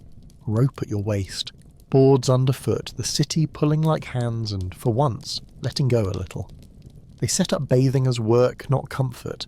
Barrels of warm water ringed with planks, lye soap shaved into flakes, and a bucket of kitchen oil because fat bribes sugar to let go. You show strangers the order. Oil first to loosen the varnish, sawdust rubbed in like an eraser, then the kettle poured slow while someone with clean hands sweeps the runoff into a trench the pump will drink. Hair gets flour before water, a dusting that turns glaze to paste you can comb without ripping. Faces take warm cloths and patient fingers, not scrubbing because eyelids protest more than planks. Shirts soak in a tub with washing soda, come out a shade darker and grateful. Boots get a smear of axle grease at the seams, then hot rinse, then newsprint stuffed tight to bully them back into shape. The room smells like laundry plus bakery plus harbour, a stew that shouldn't work and does. You show 3 versions of the process to 3 sets of hands and watch each turn clumsy into competent. Steam hangs at shoulder height and gives people halos until the door opens and steals them. A bath is not mercy, it's more work that finally pays. Sleep becomes a ration, dispensed in schoolroom minutes. Cots bloom between desks, thin ticking over boards, blankets that crackle as they warm and then go slack with breath. You unknot your rope but loop it under your wrist anyway, superstition doubling as alarm when someone needs a hand. Boots off, socks steamed near a stovepipe, coat laid flat so the sugar shell won't fold into knives. You pack your cap with paper so it will forgive its shape tomorrow. A flour sack makes a pillow, and it smells like a bakery before dawn. 2 breaths in, the body drops through the floor into a slow river where oars keep time with the pump. Somewhere in that dark, a voice counts 1, 2, 3, and your arms answer. You wake not because you're ready, but because the room has learned the sound of you sleeping. A kettle hisses, a rope twitches, a boarder complains, and guilt stands at the foot of the cot like a supervisor. 10 minutes buys an hour of work. You tip the exchange and stand. You scrub your coat with warm seawater until it agrees to bend, grease the groove at your hip with a thumb's worth of axle, and pick up the day where it rolled. The pump crew has chewed a canal along the curb. Your work becomes ferrying bodies, planks and scents from island to island while the hose beats a steady drum. An alderman arrives hat high and asks about property. You point him to the chalkboard of names because inventory begins at faces. In a warehouse office you find ledgers glued open on January. You slide a palette knife under each page, lift slow until the paper chooses to be paper again, and set the book on a rack near the stove like bread that wants another chance. A stack of letters comes free one by one, soldiers' addresses and grocers' bills, and a pressed violet that tries to leave its century on your fingertips. You carry them to the schoolroom and tuck them under a grammar reader to dry. The alderman makes a note when he sees that and finally nods at the right ledger. Momentum, you've learned, outruns grief by half a step. Names anchor the street the way hooks anchor line. At the schoolroom you call them from the chalkboard, while the teacher checks faces. Rose with the red cap. Here, Niccolo sitting. Mrs. Ferreira, hospital. The shoemaker's cat accounted for and only mildly contrite. Messenger boys become arteries, carrying notes from alley to ward, from priest to pump, from doctor to the woman with the basket of shirts. You teach half of them a hitch that bites, and the other half how to read a plank's shadow for thin spots when the sun pretends to show. A boy with a bad knee finds he can carry names faster than boards and wears the job like a medal. You add a line to the chalkboard, letters to claim, and the teacher pencils hearts beside 3. The room settles around the sound of lists becoming shorter, which is the only kind of optimism worth practicing today. Back at the stable you find the quiet work still waiting. Rub-downs for the saved, warm water for hooves, oats rinsed in a colander until the sweet steps back. The mare stands with one hip cocked, eyelids heavy, steam lifting like prayer. You brush along the grain with a hand that remembers other animals and other winters. A boy recites the names of the horses as if each syllable were a spell. You let him finish before correcting which stall belongs to whom. Someone brings a can of liniment and the smell cuts the sugar the way vinegar cuts grease. You plait a rope tail into a knot that won't drag in the muck, and the mare flicks once as if approving the fashion. In the corner a halter hangs on a nail like a question you answered badly. You straighten it and hang it again. The boy strokes the mare's forelock, whispers thanks, and you decide that counts as medicine. By afternoon the tank site itself asks for your boots. The ribs rise like a broken crown beside a pond that refuses to learn manners, and the ground near it is a vocabulary of metal, plates, rivets, angle iron, a ladder, bent into a sickle. The air is sweet plus iron, a bakery added to a forge, and the wind brings rumours of salt through alleys carved by hose and shovel. Engineers in caps circle with notebooks and a caution that looks like anger. They mark angles, click tongues, and advise boards where the ground looks hungry. You tie off to a telegraph pole that still believes in earth, and test the mud with a pike before trusting it with your weight. A glove rises from the pond like a slow fish, and you catch it with the hook, squeeze once, sugar and water weeping out between the fingers. Someone asks if it could happen again, and the silence you leave is not permission. It is just the only honest answer left in your pocket. So you lay 2 more planks, scratch 2 more nail marks, test, move, and let the city pull like candies without arguing. Engineers fan out around the tank's ribs with notebooks and tempers held like tools. One kneels to touch a rivet head the size of a small biscuit. Another prods a seam with a ruler that has learned other languages. You keep your distance because their work is measuring, and yours is keeping boots from becoming artifacts. The air here is iron plus bakery, a forge married to a kitchen, and the ground behaves like a conversation. It seems solid until you answer, and then it changes subject. You and the sailor lay planks from a telegraph pole to a plate that lies like a fallen roof. He taps with his pike, and you test with weight. Each step a vote you hope wins. The fire captain marks a no-go triangle with barrels and rope, a geometry you trust because lines calm chaos. Far back, spectators arrive in 2s and 5s, coats buttoned to pride, eyes watering from the sweet. A policeman ushers them smartly behind the chalk line, and the city decides the distance between story and scene. The tenement courtyard has turned into a tapestry, laundry lines strung like harps, shirts and aprons stiff with sugar, playing dead until you teach them resurrection. Women stand in boots that used to be slippers, arms knotted in shawls, mouths shaky. Men yank their caps low and pretend heat lives underfelt. You set up a washing parliament, barrels for hot, barrels for rinse, a bucket of kitchen oil for the stubborn seams, then demonstrate the gospel. Oil, sawdust, warm water, comb the grain, rinse, repeat. A little girl holds her ragdoll like an indictment. You fetch a bowl, dust the hair with flour, stroke with your fingers until the glaze gives up and curls remember being cloth. On the roofline, icicles are learning molasses, fat and slow and wrong. You point an older boy to a rake and a safe stance because gravity loves an audience. When a sheet peels clean and flaps at last, the courtyard cheers like a theatre that has waited all evening for one door to open. Down by the wharf, the molasses makes lagoons where it liked low ground before it liked everywhere, and the army pump drinks with a satisfied throat. You and the trolleyman build a causeway of half doors and crate lids across the shallowest lobe so the doctor can reach a boarded storefront that pretends to be dry inside. The door sticks with sweet politeness. The trolleyman shows the saw's back instead of its teeth and the panel behaves. Within, a barb shop sulks. Chairs kneeling, mirrors dim with treacle. Combs float like schools of black fish. You make a lane to the back where a man's cough declares its address. He wears a towel like a sash of office and apologises for bleeding his nose's opinion of sugar and panic. You fold a hot cloth, tilt his head, count backward while he breathes forward, and when the bleeding decides the conversation is over, you sling him an arm and ferry him to the boards. On the way out, you pocket a stray straight razor, because no disaster improves by adding razors underfoot. By mid-afternoon, the wind lifts and turns blades toward your collarbone, and every wet thread on your coat decides to be ice at once. Steam makes low banners wherever boots meet boards. The banners break and fall, leaving nothing but sting. The Red Cross woman sends word, another kettle, more onions, a reminder to breathe between pulls.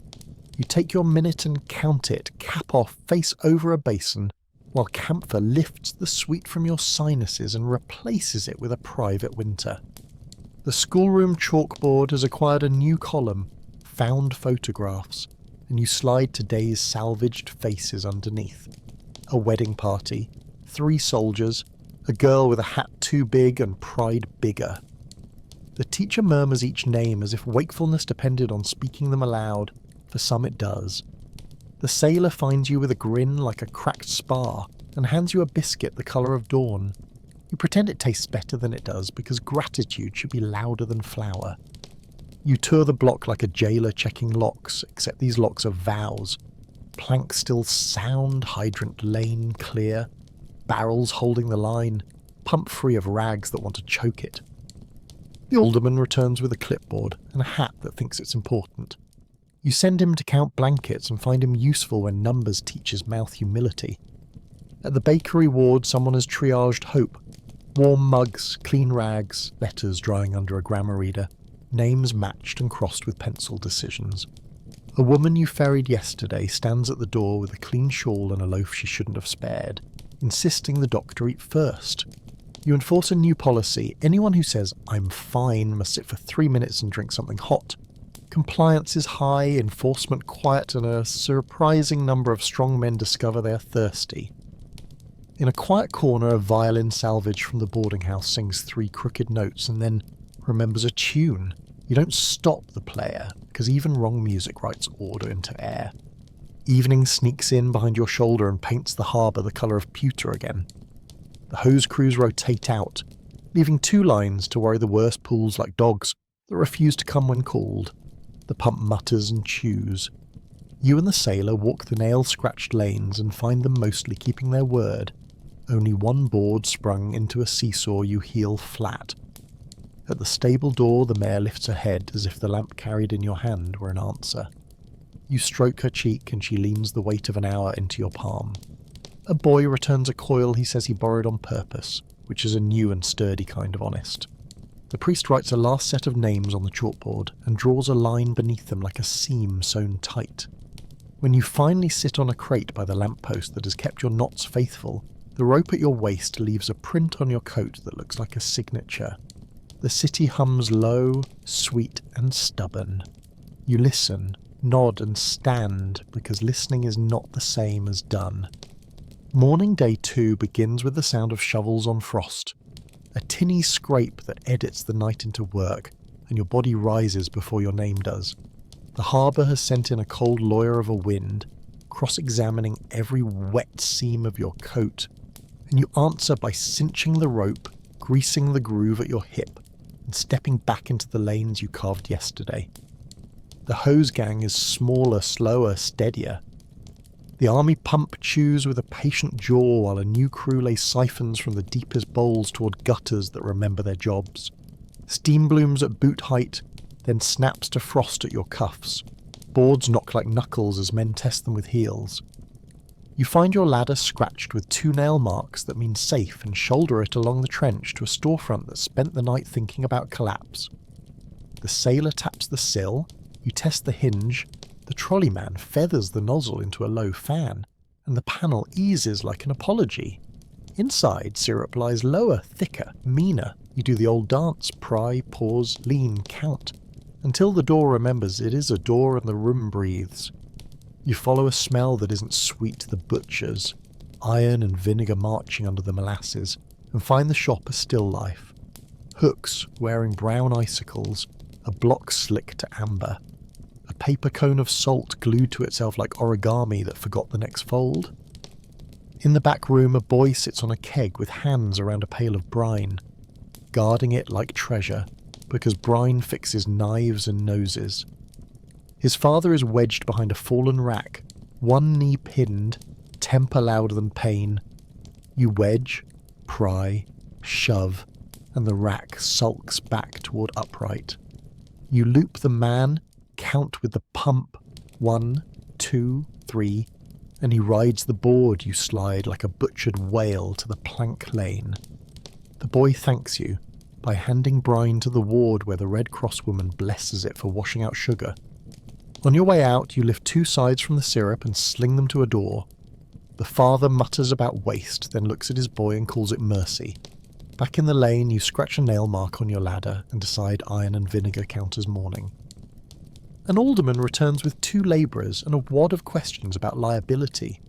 You hand him the scraper and show him the band of glaze at shoulder height that will seed flies come spring if it survives today. He scrapes like a man paying penance, the labourers learning the rhythm, sand, hot water, long pull, until the brick shows pause again and breathes. You draft him for the photograph table next, sliding faces under clean paper, penciling names as the teacher confirms each in a voice that steadies the room. A soldier's wedding, a baby on a stoop, a grandfather with a watch fob, evidence that time had a plan before yesterday argued. The alderman softens around the mouth and stops saying property. He takes the stack of letters you freed from a counter and reads addresses like benediction, then carries them to the stove rack with both hands. When he asks what else, you point to the gutter, where a little lagoon worries the curb. He takes a shovel, opens a notch, and the water finds its reason. By the time he looks up, he is useful. A telegram boy in a cap too brave for his ears brings news from uptown. More men, more hose, a wagon of straw for stalls that still smell wrong. You send him back with a list that pretends to be short. Liniment, soap flakes, carbide, rope splices, nails with heads big enough for numb hands, a tin of axle grease, fresh saws. In the alley you meet the engineer again, boots clean in a way that feels temporary. He asks whether the ground at the tank started to thrum before the walls sighed. You think back to the base the pumps made and the way the curb trembled under boards and say, maybe, then point where the gutter lane undercut the corner, because guessing is worse than mapping. He squints, sketches a triangle on a card and orders his timbers placed like a splint. You place 2, heel them flat, and the triangle looks more honest. The boy returns, mouth cracked with salt wind, and you send him to the schoolroom with apples for the chalkboard column marked letters to claim. He salutes. It looks like hope learning posture. Up 3 flights, a kitchen has rehearsed kindness. Someone boiled water and left cups like invitations. A loaf sits under a towel that somehow stayed clean, and the window's propped with a broom so what's wet can go down and out.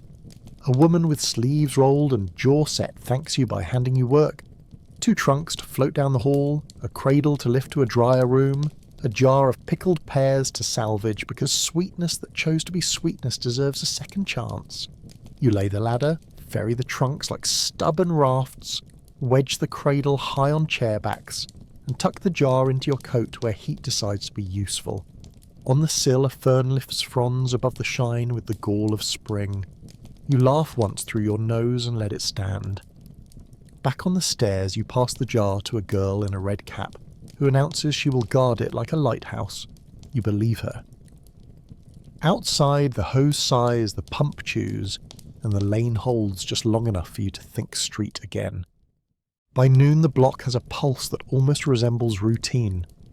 Pumps mutter, hoses hiss, boards thud, scrapers whisper, and above it all the schoolroom bell, rescued, rehung, calls crews to broth, to rest, to letters. You rotate through stations as if the day were a wheel with 3 good cogs. Scrape 2 lengths of wall, ferry 2 bodies or 2 trunks, pour 2 kettles of hot into sawdust and send the sweepings to the gutter, where the army pump waits with a patient throat. The priest and the Red Cross woman trade jobs without ceremony. The sailor lectures a plank on staying put, and the plank, impressed, obeys. A photographer returns and asks for a pose. You hand him a broom and he invents one called Useful. The bell rings again and you taste onion, coffee, salt, sugar, a city reduced to elements and refusing reduction. You re-tie the rope at your waist, slap your gloves against your thigh to knock the glaze, and step back into the lane that keeps becoming a street every time enough hands insist. You take the scraper and the flat shovel back to the warehouse that sagged yesterday, and discover a fringe of sugar along every bolt like frost that went to finishing school. The sailor wraps each brace with the butt of his pike and you listen for hollows.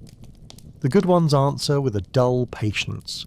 The liars ring thin as coins. You lay 2 planks over a seam that wants to swallow heels and mark them with twin nail scratches so strangers trust their feet. Inside, rolled maps have varnished themselves to a shelf. Ledgers glued open to January refuse to fold, and a barrel hoop has married a chair and demands congratulations. You pour hot water, push sawdust, scrape long until the brick shows pores again and exhales something like air. When the hose feathers through the doorway, the room shifts from stuck to stubborn to nearly willing, and for a minute the air tastes like iron and winter instead of dessert. You pry a filing cabinet with a broken spar and free a drawer of stamps that look like wet butterflies, passing them to a boy who carries them like a treasure map. News wanders down from the tank site. The engineers want timbers, wedges, and 2 quiet men who can mind a jack. And you and the trolley man volunteer because quiet married to leverage is today's religion. The jack climbs in 1/4 inches, the timbers answer with creaks that are not complaints but advice, and this broken plate settles enough that a pool gives up its least civilized intentions. You chalk a line where not to stand, and the policeman with the good voice reads it aloud into the crowd like scripture for boots. The sailor eyes a seam, shakes his head once, and you drive a wedge that persuades iron to remember manners. When the plate stops arguing, the engineer writes a number in his notebook and finally nods at you like a man who just believed a rope. A woman from the schoolroom appears with mugs and a peppermint. You let it melt until it tastes like childhood under salt and sugar. You mark the jack with chalk and write the time on a crate, a small science you will hand to the next crew so the city does not have to learn the same lesson twice. Lunches stew thick enough to hold a spoon upright and bread cut too thin because everyone is being decent. You sit on the crate that has become your pew, boots steaming, rope slack around your waist like a tame snake that might change its mind. The Red Cross woman inspects your shin with a squint that contains a verdict. She tapes a fresh band and orders you to finish 2 bowls, which you obey because hierarchy tastes like onion today. At the chalkboard a new column appears. Errands. The teacher writes in a neat hand. Razor returned. Letters to Harbour Street. Cat delivered to cobbler. You take the envelopes and a folded list of names, tuck both under your coat where warmth promises not to ruin them, and stand before your muscles can invent excuses. On the way out, a boy hands you a lemon slice for the smell, and you pretend not to notice that he saved the biggest one for you. Outside, steam walks at knee height in short banners, and the hose begins its drumming again, a cue that sends you back to the lanes like a bell calling a late congregation. Afternoon settles into the kind of work that never makes headlines. scraping brick above the shoulder line so flies won't declare a festival come warm weather, dredging gutters of rags that kept choosing pumps, prying window sashes free so rooms can remember draft instead of drowning. You move like a hinge that learned manners, push, pause, press, breathe, and the lane responds by pretending to be a street for longer stretches at a time. A woman in a mended blue dress sets a kettle at every corner fire and calls for bottles to be scalded. The doctor answers with a tray of bandages that once were shirts. You teach 3 boys to sand their boot soles with sugar grit so planks grip back, then send them to mark each safe lane with a nail scratch that means someone crossed twice.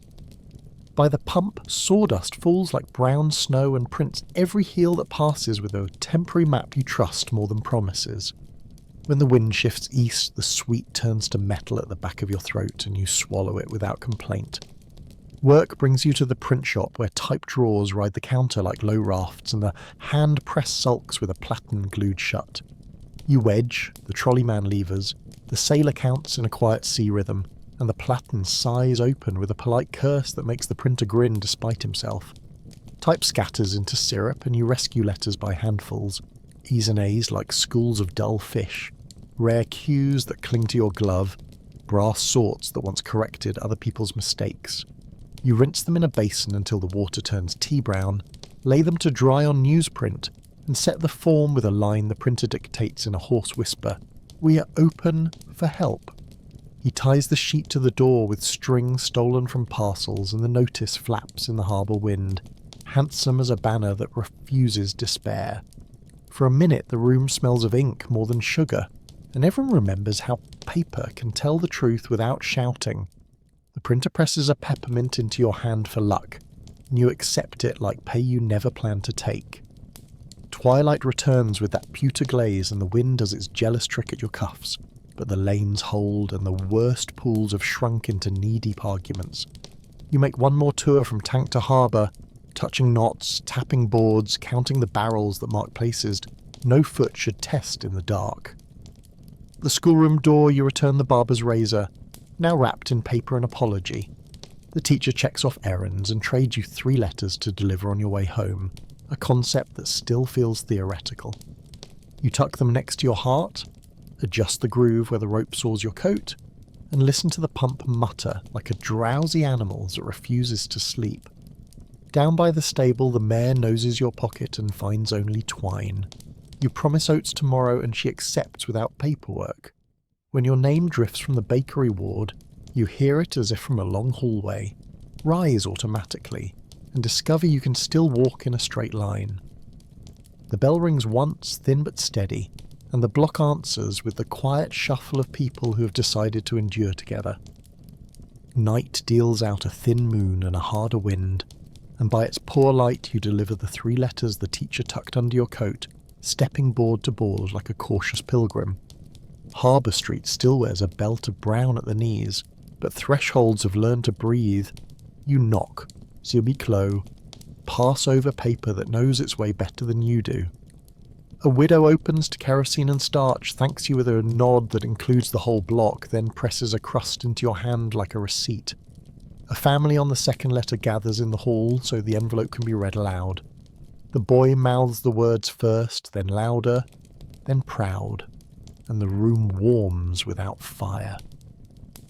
The last door yields to a chain and a wary eye. You explain the chalkboard, the cots, the kettle, the doctor who pretends not to be tired.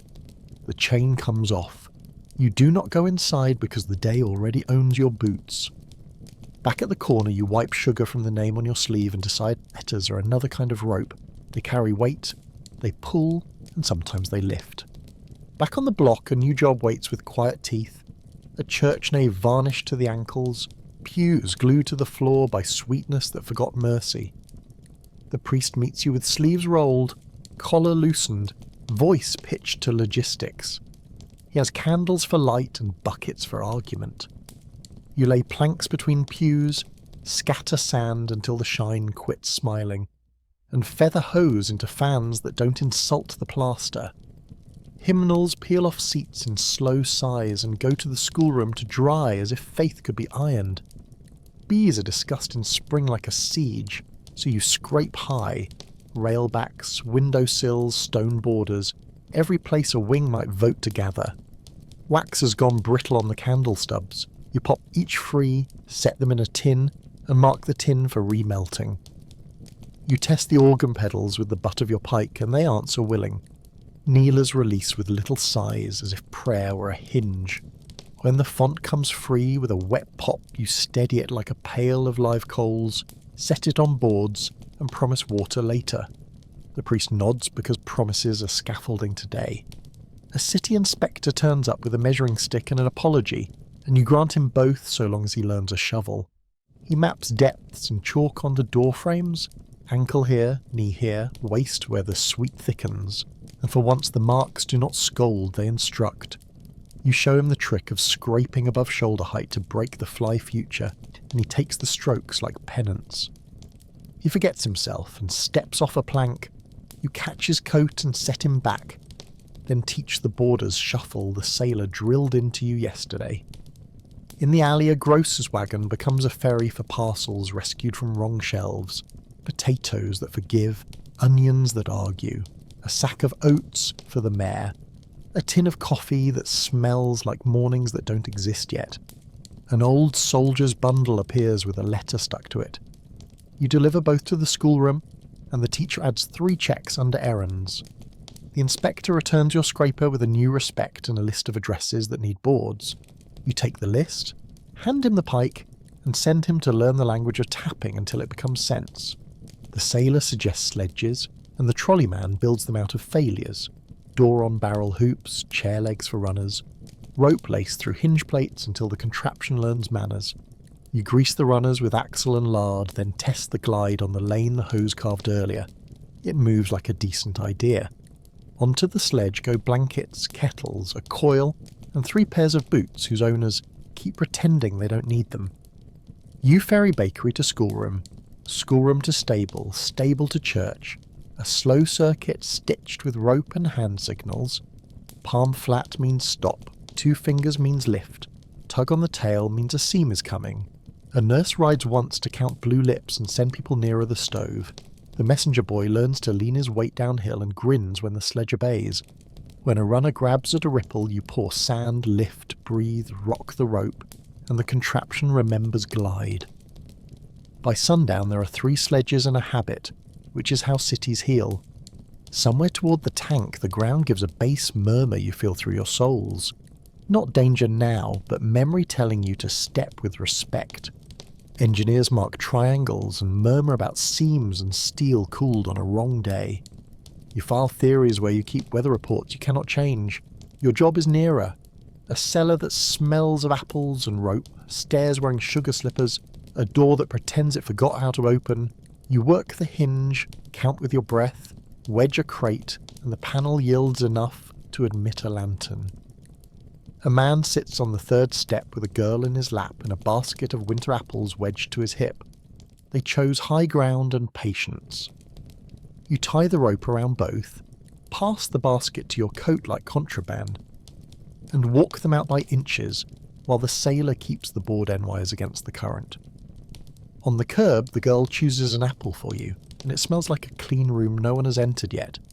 Near midnight again, but this version of night is quieter and colder. The pool's skinned over with films you distrust on sight. You make one last round with the sailor and the priest, boards tapped, knots checked, barrels firm, candles snuffed where they do mischief, and the block answers with the small talk of a machine at rest. In the schoolroom, the chalkboard has fewer names and more check marks. The teacher writes letters claimed in a careful hand and slides 3 photographs under clean paper, like seeds. The stove hums. A spoon scrapes the bottom of a pot with a sound that means enough for tonight. The mare eats quietly. The pump mutters in its sleep. You hang your rope on the lamppost for the first time, then change your mind and coil it under your cot like a dog. Your shin throbs in a smaller voice. Your hands keep the smell of camphor and harbour. Sleep arrives without asking permission, heavy, simple, and you keep one hand through the loop because habit is the softest blanket you own. Dawn borrows a grey pencil and sketches the block again. Lines cleaner, pools smaller, the smell still a vote that keeps being counted. You wake with one hand through the coil, and remember before you remember your name. The bell gives a thin tap like a spoon on crockery, and the ward stirs to the business of heat. Kettles nudging lids, mugs set in marching rows, the Red Cross woman saying good morning as if it were a verdict. Outside, frost has written along every nail scratch you carved yesterday, silver check marks on brown work. You grease the groove at your hip, shake your coat until the shell becomes cloth again, and pull your boots on with a grunt that adds a year to your back. The sailor appears with a fresh coil and a grin that buys 10 minutes of courage. The trolley man runs a palm down a board to feel if it still remembers straight. Somewhere a church bell tries the hour, fails on the fourth strike and shrugs into silence. You loop the rope, touch the lamppost knot the way sailors touch a figurehead, and step into a morning that has decided to be honest about work. The day's first call sets you trotting, a bakery's back wall, sweating brown above a stove that caught breath again. Heat made the sugar shine, and the shine made a promise to flame. You arrive in time to revoke it. Hose to fan, door propped with a bar you wish were thicker. You and the sailor scrape the glaze down to brick, while the trolley man feathers steam over what refuses. It is work without glamour, and with stakes. A thin tongue of fire licks, thinks better, shrinks. You crack the window with a chisel, and the breath that rushes out smells like scorched candy and old bread. The baker stands ankle deep on boards, hat in his hands, learning how relief is shaped. His wife dabs the sill with vinegar and a rag because she has fought kitchen lies before. When the hose eases, you smear lard along the seam where shine wants to return and dust it with the ash until the wall looks properly dull. You chalk a warning no open flame, and the baker nods as if he has been handed back a small working piece of his life. Errands multiply, then simplify into motion. You ferry buckets to the pump lane and see the army crew eating bread standing up, eyes soft with the relief of routine. You carry a coil to the telegraph man who has built a small religion from lines that hum again.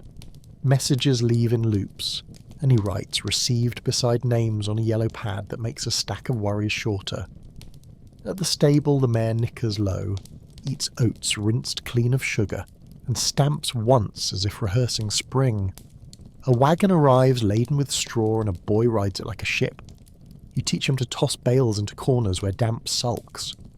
Back in the lane the priest organises a sweep of sawdust like a field drill.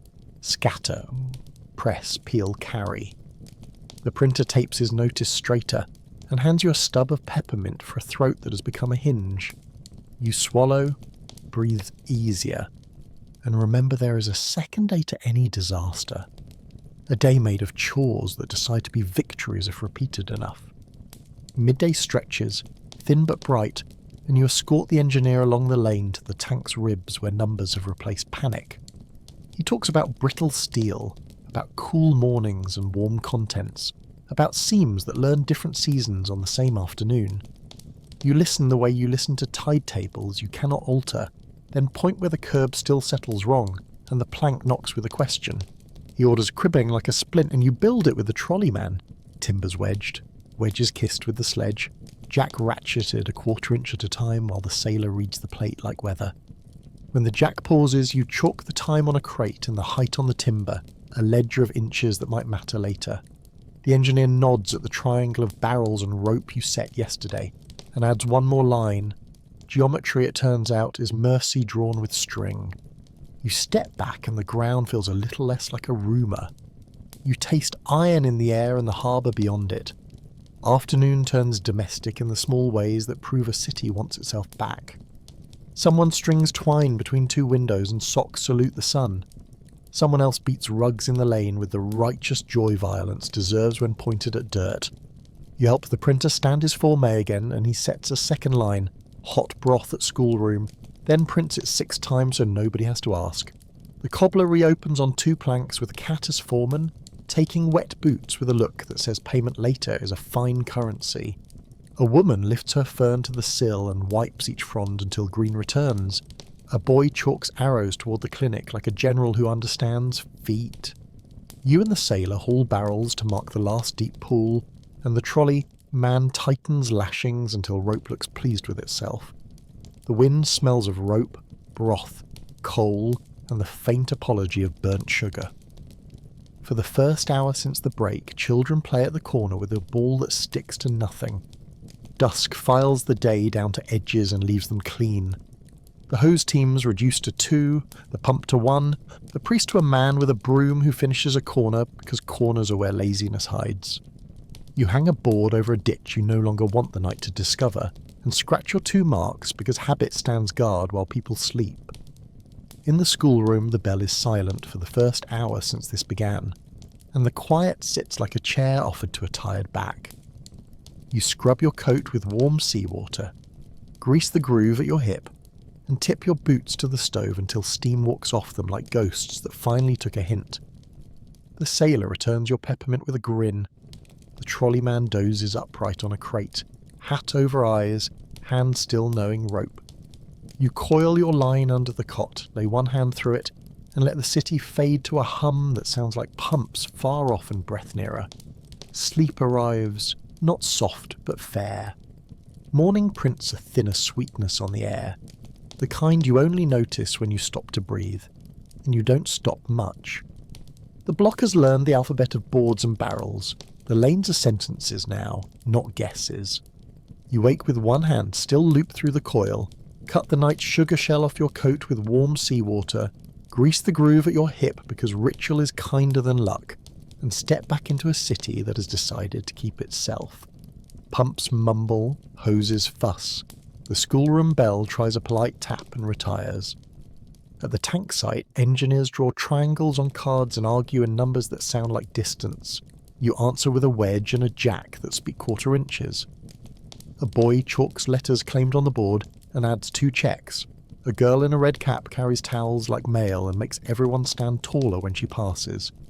You tighten your belt, test a plank, and feel it answer with a dull patience that means it remembers you. Work circles back to the places that pretended to be done. The church pews hold their temper. The nave smells like soap and cold stone with a frosting of camphor. You and the priest scrape the last sugared fringe from the windowsills, then set the font back on a board cradle with the caution you reserve for lanterns and sleeping children. At the bakery ward, kettles decide the hour. The Red Cross woman dispenses mugs and orders as though the two were married. Nobody argues because coffee tastes like permission. You ferry sawdust from a new barrel and show a grandmother how to press it with a board until the glaze gives up in sheets. She makes the motion twice and says, quietly satisfied, "Like rolling pastry," and you let the simile stand because it works the muscle.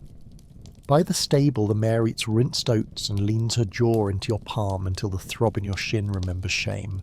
The print shop wakes enough to print one clean page, ink thick, letters squared, the form set with a line the printer dictates in a whisper that feels like defiance. Hot broth and blankets at the schoolroom. Tell us who's missing. You help hang the notice on 3 doors that learn to breathe again. People read without touching because hands are already busy. You collect razors from 2 more doorways and return them to the barber with a promise that uses tomorrow like a lever. Down the block, the telegraph man's lines hum like a hive. He reads replies aloud in a steady voice. Received, received, we're coming. And every syllable sounds a rough edge inside your ribs. You carry 3 letters to the chalkboard's column for claims and tuck a photograph of a wedding under clean paper. The teacher names the faces softly, as if sound were the gentlest cloth. By afternoon, the lagoons are stubborn saucers rimed with a brittle shine that lies on sight. You sand, test, lay boards, scratch 2 nail marks, and watch strangers trust those marks as if they were signatures from an older world. A woman reclaims a fern and sets it in a window that now drinks light instead of syrup. A boy chalks arrows to the clinic with a flourish learned from heroes he has not yet met.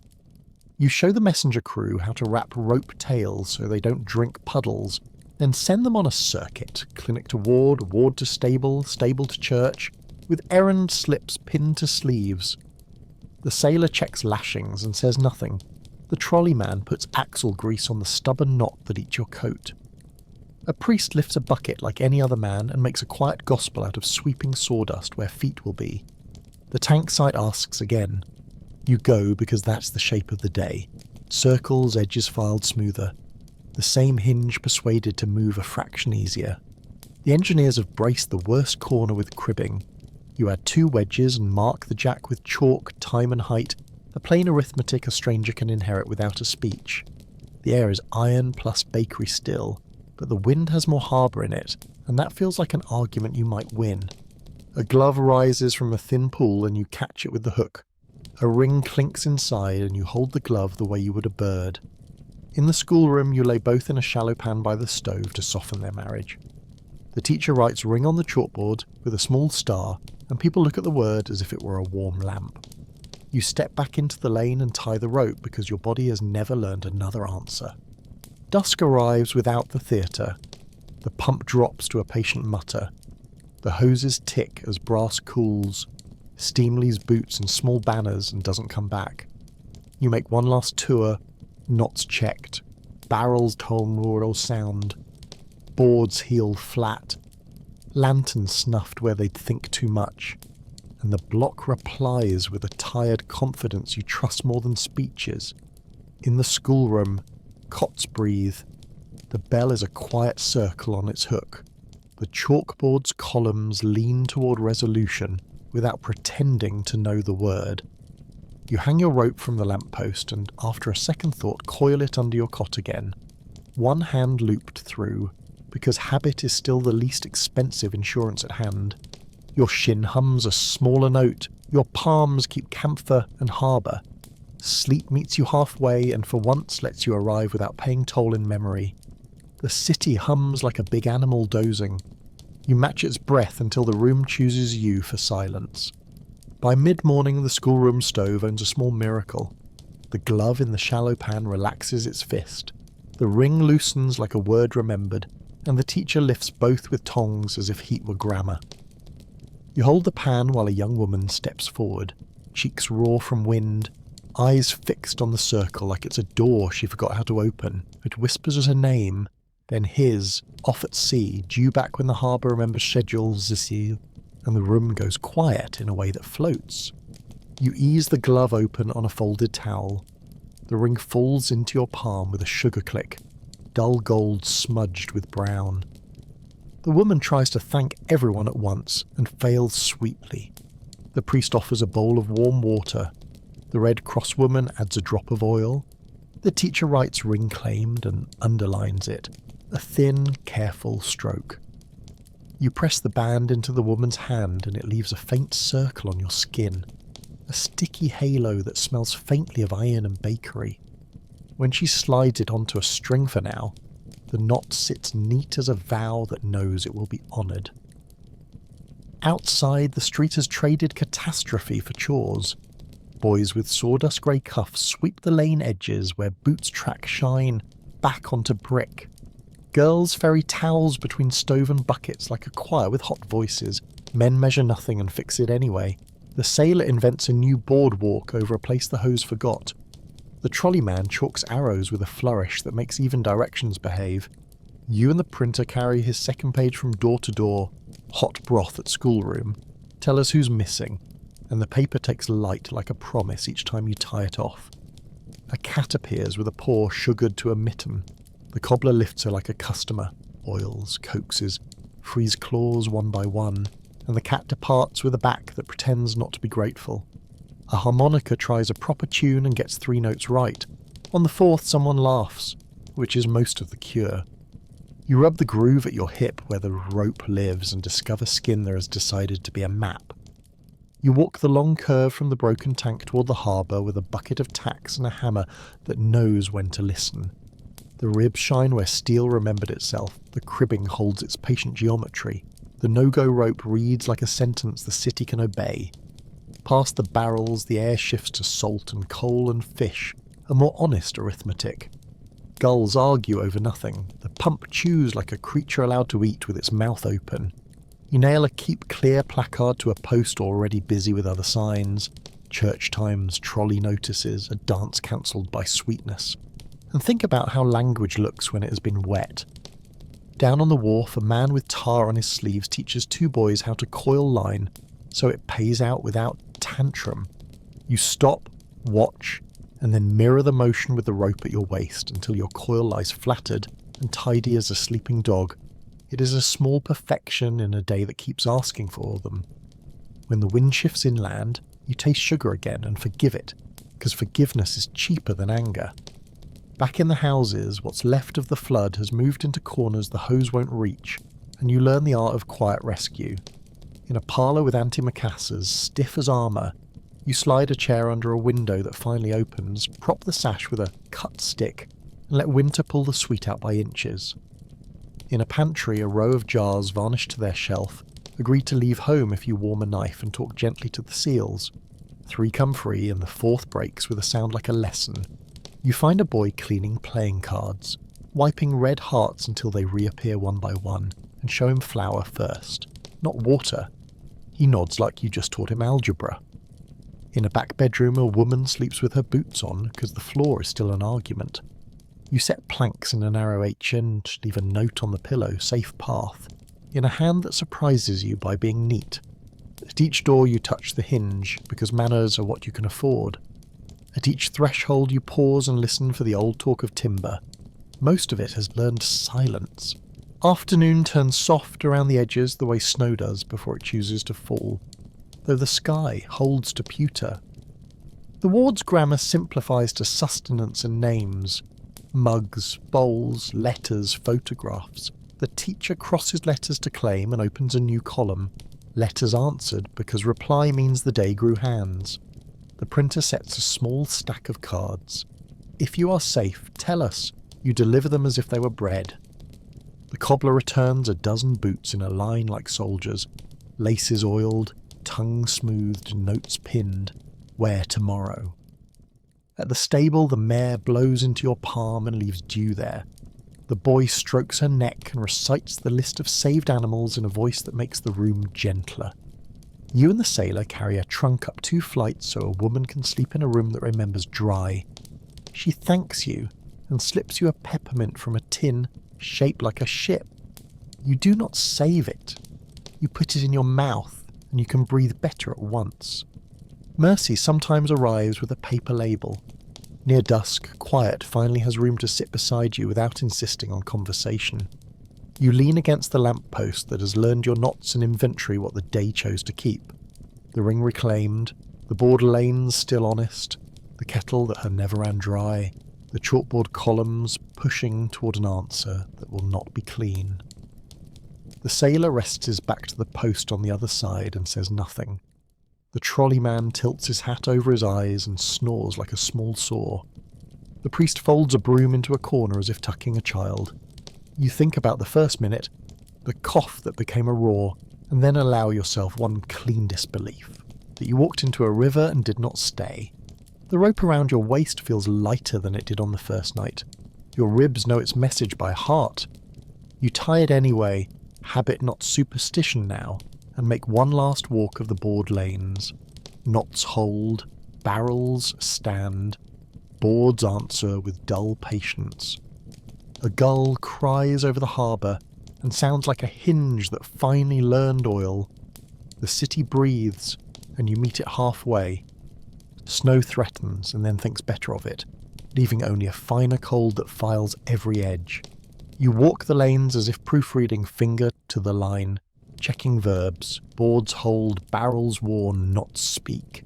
The girl in the red cap has traded towels for a clipboard and counts blankets with a seriousness that makes grown men straighten. The teacher adds 2 names to letters answered and erases 3 from missing, with a gentleness that feels ceremonial. At the stable, the mare moves like a solved problem. At the church, a candle burns in a tin on the step, guarded by an upturned crate so the flame can be stubborn without being foolish. You scrape a last band of glaze from a windowsill and hear, behind you, the city trying on quiet the way a man tries on a coat he hopes fits. You let the silence stand. It has earned its own boots. You carry a box of photographs door to door, a slow parade of faces dried flat under grammar books, and discover that return is the most complicated verb. A woman takes a wedding picture in both hands and says her husband's name once, as if the room needed to remember it. A boy points at a soldier and grins like a secret. An old man touches the corner of a faded studio portrait and nods as if shook hands with someone he knew. In one parlour, you bring out a photo of 3 girls in hats, and the middle girl, now a woman with a shawl, laughs, then covers her mouth, then laughs again because grief and relief sometimes share a coat. You keep the box steady and the steps careful. When someone asks if you found more, you say, "Not yet," and mean it as a covenant. The printer has ink on his fingers like he borrowed another job, and brings you a page still damp with type. Thanks for the hands, more hands still. You tack it beside the earlier notices, hammer small and easy against wood that remembers nails. The telegraph man records a wire from a schooner offshore, sets his jaw, and reads it twice, delayed by weather, stop crew, safe stop back when harbour's temper eases. You watch the ringwoman read that last line and let out a breath she's been renting. When she folds the message into her pocket, her hand stays there a second longer, like it's holding a pulse. At the schoolroom, someone has put the rescued violin on a chair. A boy draws the bow across it tentatively, and the instrument decides to forgive. The tune isn't brave, but it knows the way home. You go where attention is thinner, top floors where the hose never reached, a pantry that held its breath all night, a narrow stair with a spiral of brown that marks every foot that fled. In a back room you open, trunk that refuses to be an archive, and retrieve a quilt heavier than sense. The woman who stitched it counts patches out loud and finds herself thinking, and you stand the way men stand when they were invited to lift not to listen. In a hallway a fern stands again in a jam jar, green like a phrase the day forgot to ruin. You move it an inch so the window can do its work. A jar of pickled pears has survived on a high shelf and you hand it down like a lamp. The girl in the red cap writes pears on the chalkboard under things that lived, and you pretend not to notice the column has grown. Late afternoon sends you to the tank again because some jobs like to rehearse their ending. The engineers inspect with calmer voices. The cribbing has kept its promise, the jacks have not slipped, and the no-go rope has been obeyed like a good sentence. You chalk a new time on the timber and at a new height on the jack and feel the small quiet pride of increments that nobody cheers. A pair of navy men arrive with a barge pump and a way of walking that says the harbour taught them manners. They offer to drink one last pool and you show them the trench your crew nursed all night. The sailor makes fast with 2 half hitches and a habit. The trolley man grins at a motor that obeys. When the brown goes thin enough to pretend to be water, the pump takes it like a confession. You nod because that is how acceptance looks on this street. Dusk brings a room-by-room treaty. The priest stacks hymnals not because anyone asked, but because order persuades memory to sit. The Red Cross woman boils a last kettle and leaves mugs upside down on a towel like a promise to tomorrow. The teacher closes the grammar reader over the last letter drying under it and writes claimed in a hand that has found steady again. You coil your rope slower than usual, feed it under your cot and leave your palm through a loop, not because panic lives here, but because custom pays. You inventory what the day returned. A ring to a string, a fern to a sill, a violin to a tune, a city to its ordinary stubbornness. When you finally fold yourself onto the cot, the smell of camphor, broth, iron, and a sweetness that has learned humility curls under your ribs like a small sleeping animal. The bell does not ring. You sleep anyway. Morning learns to be morning again. You stand at the schoolroom stove warming your hands over a kettle that has opinions, sniff camphor, and listen to boots on boards like punctuation you can trust. The hose crews have thinned to a single line gnawing a last shallow, the pump to a mutter. Sawdust falls like new weather and takes footprints as signatures rather than alarms. You carry a coil out of habit, and because habits build streets, the sailor slaps your shoulder like a punctuation mark and the trolley man tips his cap with a grin that shows sleep. The chalkboard columns have reshuffled, errands shorter, letters answered fatter, missing folded into a neat list that does not pretend completion. When the bell taps, it's for broth, not rescue. You take a cup anyway and let it talk your ribs into behaving. The trolley barn sends down a message. They want to try a test, just far enough to make the rails consider cooperation. You walk the lane with the conductor, boards tapped, barrel sighted, a coil riding your shoulder like an argument you've already won. The sailor carries a pike pole out front like a staff. The priest mutters a polite wish that is not quite a blessing. The conductor checks the overhead arm as if greeting an old friend who owes him money. The trolley man oils a stubborn bracket and pats it as if persuasion were a tool. A dozen hands lift, steady, and refuse to let the car think too hard. The motor hums, the pole kisses wire, and the car rolls 3 yards like a shy animal. A cheer rises and then quiets. Embarrassed by its kins, the car stops with dignity, and everyone pretends that was the plan. The conductor looks at you, then at the brass punch you've been carrying like a talisman, and says, "Now, you press it into his palm. It feels like the first true return you've witnessed. You walk letters to doorways because doorways teach you how the city stands. A child claims a postcard with a drawing of a dog and shows you the dog in question, who accepts congratulations with his entire tale. An elderly man accepts a curt note from a son who writes stiffly from a base you've never seen. The old man reads it twice, folds it carefully, and tucks it inside a vest with a motion so precise the air looks measured. In a kitchen where the floor is finely only floor, a woman reads good news and sits without planning to.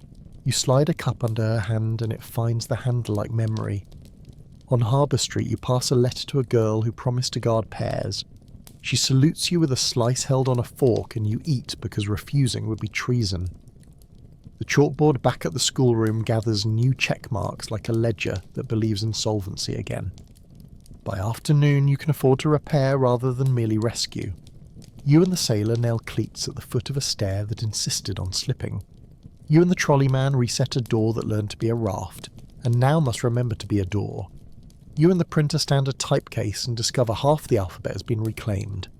In the church, you and the priest set the font on its pedestal and listen to the stone accept the weight with a sound like a small amen. The cobbler fits 3 pairs of boots with patience and a cat. The mare flicks her tail at nothing in particular because something like boredom has returned, and boredom is a high-weather blessing. You rub the groove at your hip and realise skin there has decided to callous. You consider being proud and choose useful instead. Late light goes tin again and the wind writes a kinder script at your collar. You lay a board over a gutter you no longer trust after dark, scratch 2 nail marks, and smile when a boy copies your scratch a little too carefully. The Red Cross woman puts away kettles with the discipline of someone who knows they'll be needed again the minute she sits. The teacher erases letters to claim and leaves the space empty on purpose. The telegraph man hangs a card in his window, open again. The printer pulls a proof where the ink finally holds its edge. He looks at the line, "We are open for help," and says he'll leave it up even when help changes clothes. The priest stacks hymnals and lets his hands be sticky without apology. You pick up a broom, finish a corner, and decide it's not a demotion. Night returns with fewer chores and a longer stillness. You walk one last loop, tap one last board, tighten one last knot, and set your coil down under your cot like a dog that has learned where to sleep. The lamppost bears your rope's print like a ring around a tree. You touch it because rituals are how you tell yourself stories you can believe. In the ward, a few breaths still tremble like tea kettles. The doctor pretends he isn't listening. The violin drowses with its bow under the chair. The fern has a saucer and an admirer. You lie back and take stock, rope marks on your coat, axle grease in your seams, camphor in your head, harbour in your nose, sugar everywhere you cannot name. When sleep comes, it does not ask questions. It just puts a hand on your chest and pushes you down gently to a place where the city hums, and you hum with it, and no one insists on language.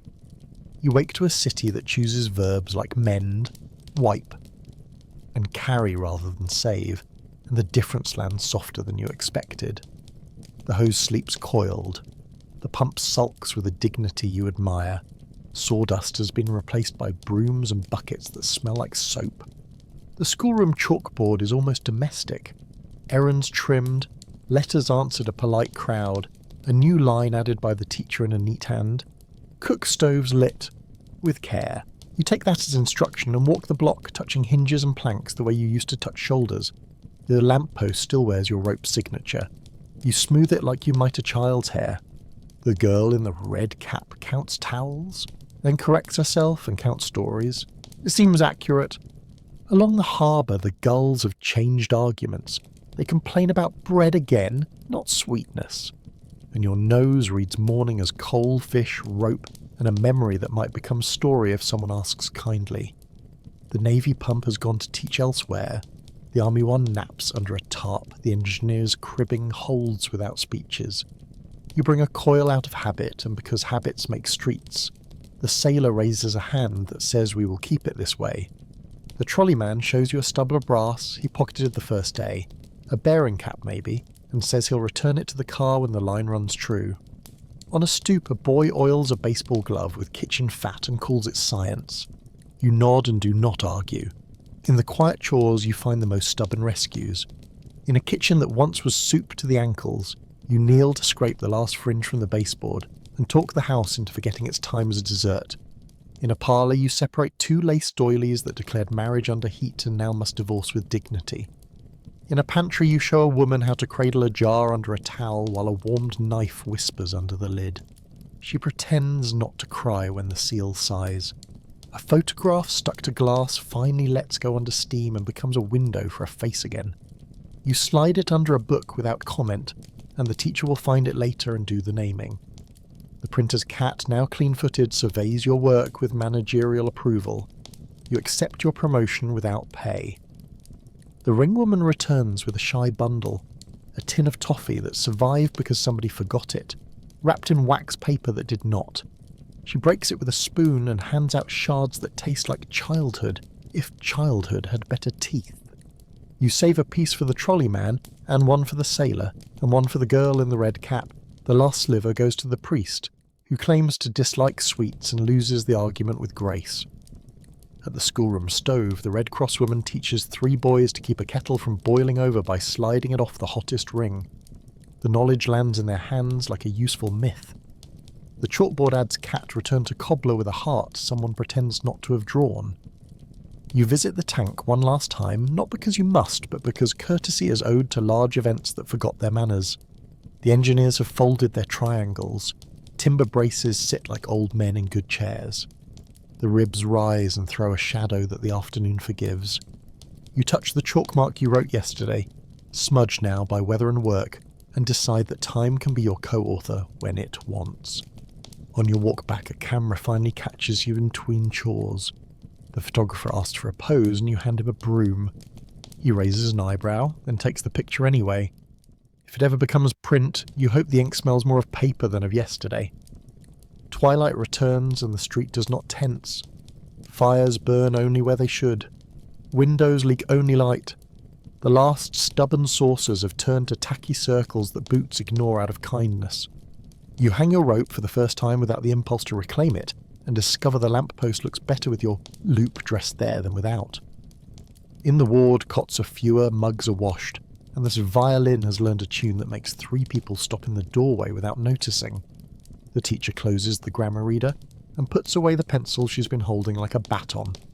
The girl in the red cap sits on the step with a slice of pear and looks older by a small, confident inch. You take the cot that has learned your shape and lay one hand through the loop anyway, not out of fear, but out of gratitude to a habit that brought you here. When sleep comes, it arrives like a clerk with good handwriting, clear, calm, and unhurried. Before we put the lights out, let's step back a half pace. You came into this shoulder to sugar in a city that did not ask your name before asking your hands. You tied a rope, you waded anyway, and you learned the grammar of boards and barrels, the dictionary of knots, the small stubborn verbs that keep breathing moving. Necessary context, quickly and without the cosy. A tank failed on a cold January day. Boston's North End drowned in sweetness that fought like a drowning man, and rescue smelled like bakery plus iron plus harbour plus work. Curiosity gap we've spent the payment on. What do you reach for when even the air sticks, when doors argue? when boots learned to be statues. And the reason you stayed? Because here you didn't watch, you did. You counted, hauled, scraped, talked, named, and you heard a city turn catastrophe into chores. If you like this kind of labour at the edge of sense, toss the like, subscribe if you want more disasters delivered room by room. And tell me in the comments where you're watching from, or rate the smell out of 10 so future noses can prepare. Now set the coil down gently. We're going to leave it where it hangs. Here's the quiet philosophy you earned. The past is not polite, steel cools wrong, walls think about gravity, a street becomes syrup, and yet people, ordinary and tired, tie knots that hold. You stood in a door you could not open, and called low to the dark because humans talk even when air is heavy. You put a hand on a horse that was done and stayed until done became still. You taught a boy to sand his boot soles because traction is a kind of courage. You watched a ring come loose from a glove because warmth is a tool. You returned a conductor's punch when the wire agreed to be a wire again. You scraped a ribbon of sweetness from a sill, not because flies deserve less, but because spring deserves better. The history books will give you dates and diagrams. Your memory will keep the hinges sigh, the sound of sawdust peeling clean, the way a board says yes under a careful heel. It's alright to admit this sank into you. Your coat will smell like camphor and harbour for a week. Your rope groove will map your hip like a road you walked blindfolded. Your boots will keep the seam of sugar in their stitching until next rain. If you wake to a phantom tug at the waist, it's not panic. It's your body rehearsing a message that saves strangers. If your hands find hinges when you walk through doors that open just fine, call it manners you learned under pressure. If the word pancake refuses space in your head for a month, blame the priest's sign and let him collect that victory with the rest. You can tell people it smelled like a bakery having a complicated day. You can tell them the first step pulls like hands and the last step is lighter than you deserve. You can tell them your name or you can tell them the ropes. Either one will do. We'll leave Boston with a few receipts. The chalkboard columns that shortened because names returned. The violin bow that found notes after a bath no one planned. The fern that kept its ridiculous green under a jar when everything else turned brown. The mare who leaned her jaw into your palm as if your bones promised spring. We'll leave a board scratched with 2 nail marks because you crossed it twice without swearing. We'll leave a barrel where no foot should test the dark. We'll leave a coil on a lamp post like a wreath for work that ended without applause. And we'll take what fits a pocket. The conductor's nod, the sailor's quiet half-smile, the Red Cross woman's onion breath, the teacher's neat claimed, the printer's notice inked steady even when his hand shook. The lesson isn't that disaster makes heroes, it's that chores make history when enough hands decide to keep going. If you need a moral, and some nights ask for one, let it be small and useful. Tie before you wade, talk before you yank. Count aloud when panic tries to count for you. Scrape high so spring doesn't pay for winter's accident. Keep vinegar handy for lies and camphor for lungs. Teach kids the borders shuffle, and how to coil line without making a knot that eats itself. Return tools to the pockets that missed them. When the bell rings wrong, answer anyway and turn it into the hour you needed. When a letter must be walked across a street that forgot it was a street, walk it. When a ring comes out of a glove, make sure the hand that wore it has time to choose where it goes next. Now we'll fold this day the way you folded blankets that cracked and then yielded. Corner to corner, shake the sugar out, lay it flat. The stove at the schoolroom will go low, the cots will sigh, the chalkboard will keep its neat columns for morning, the lamppost will hold your coil like a halo. Breathe once for the horse you couldn't bring and once for the cat you did. Once for the men who ran hoses until their cuffs iced, and once for the women who kept kettles honest. And then breathe for yourself, because the only person who can order that is you. Lay back. Let the harbour hush into your chest, and the camphor clear a narrow hallway in your head. The room will dim, the city will settle, and whatever sweetness lingers will soften into something like sleep. When I count down from 3, if it helps, let the rope loosen in your hands and let the past sit politely in the corner. 3, 2, 1. Good.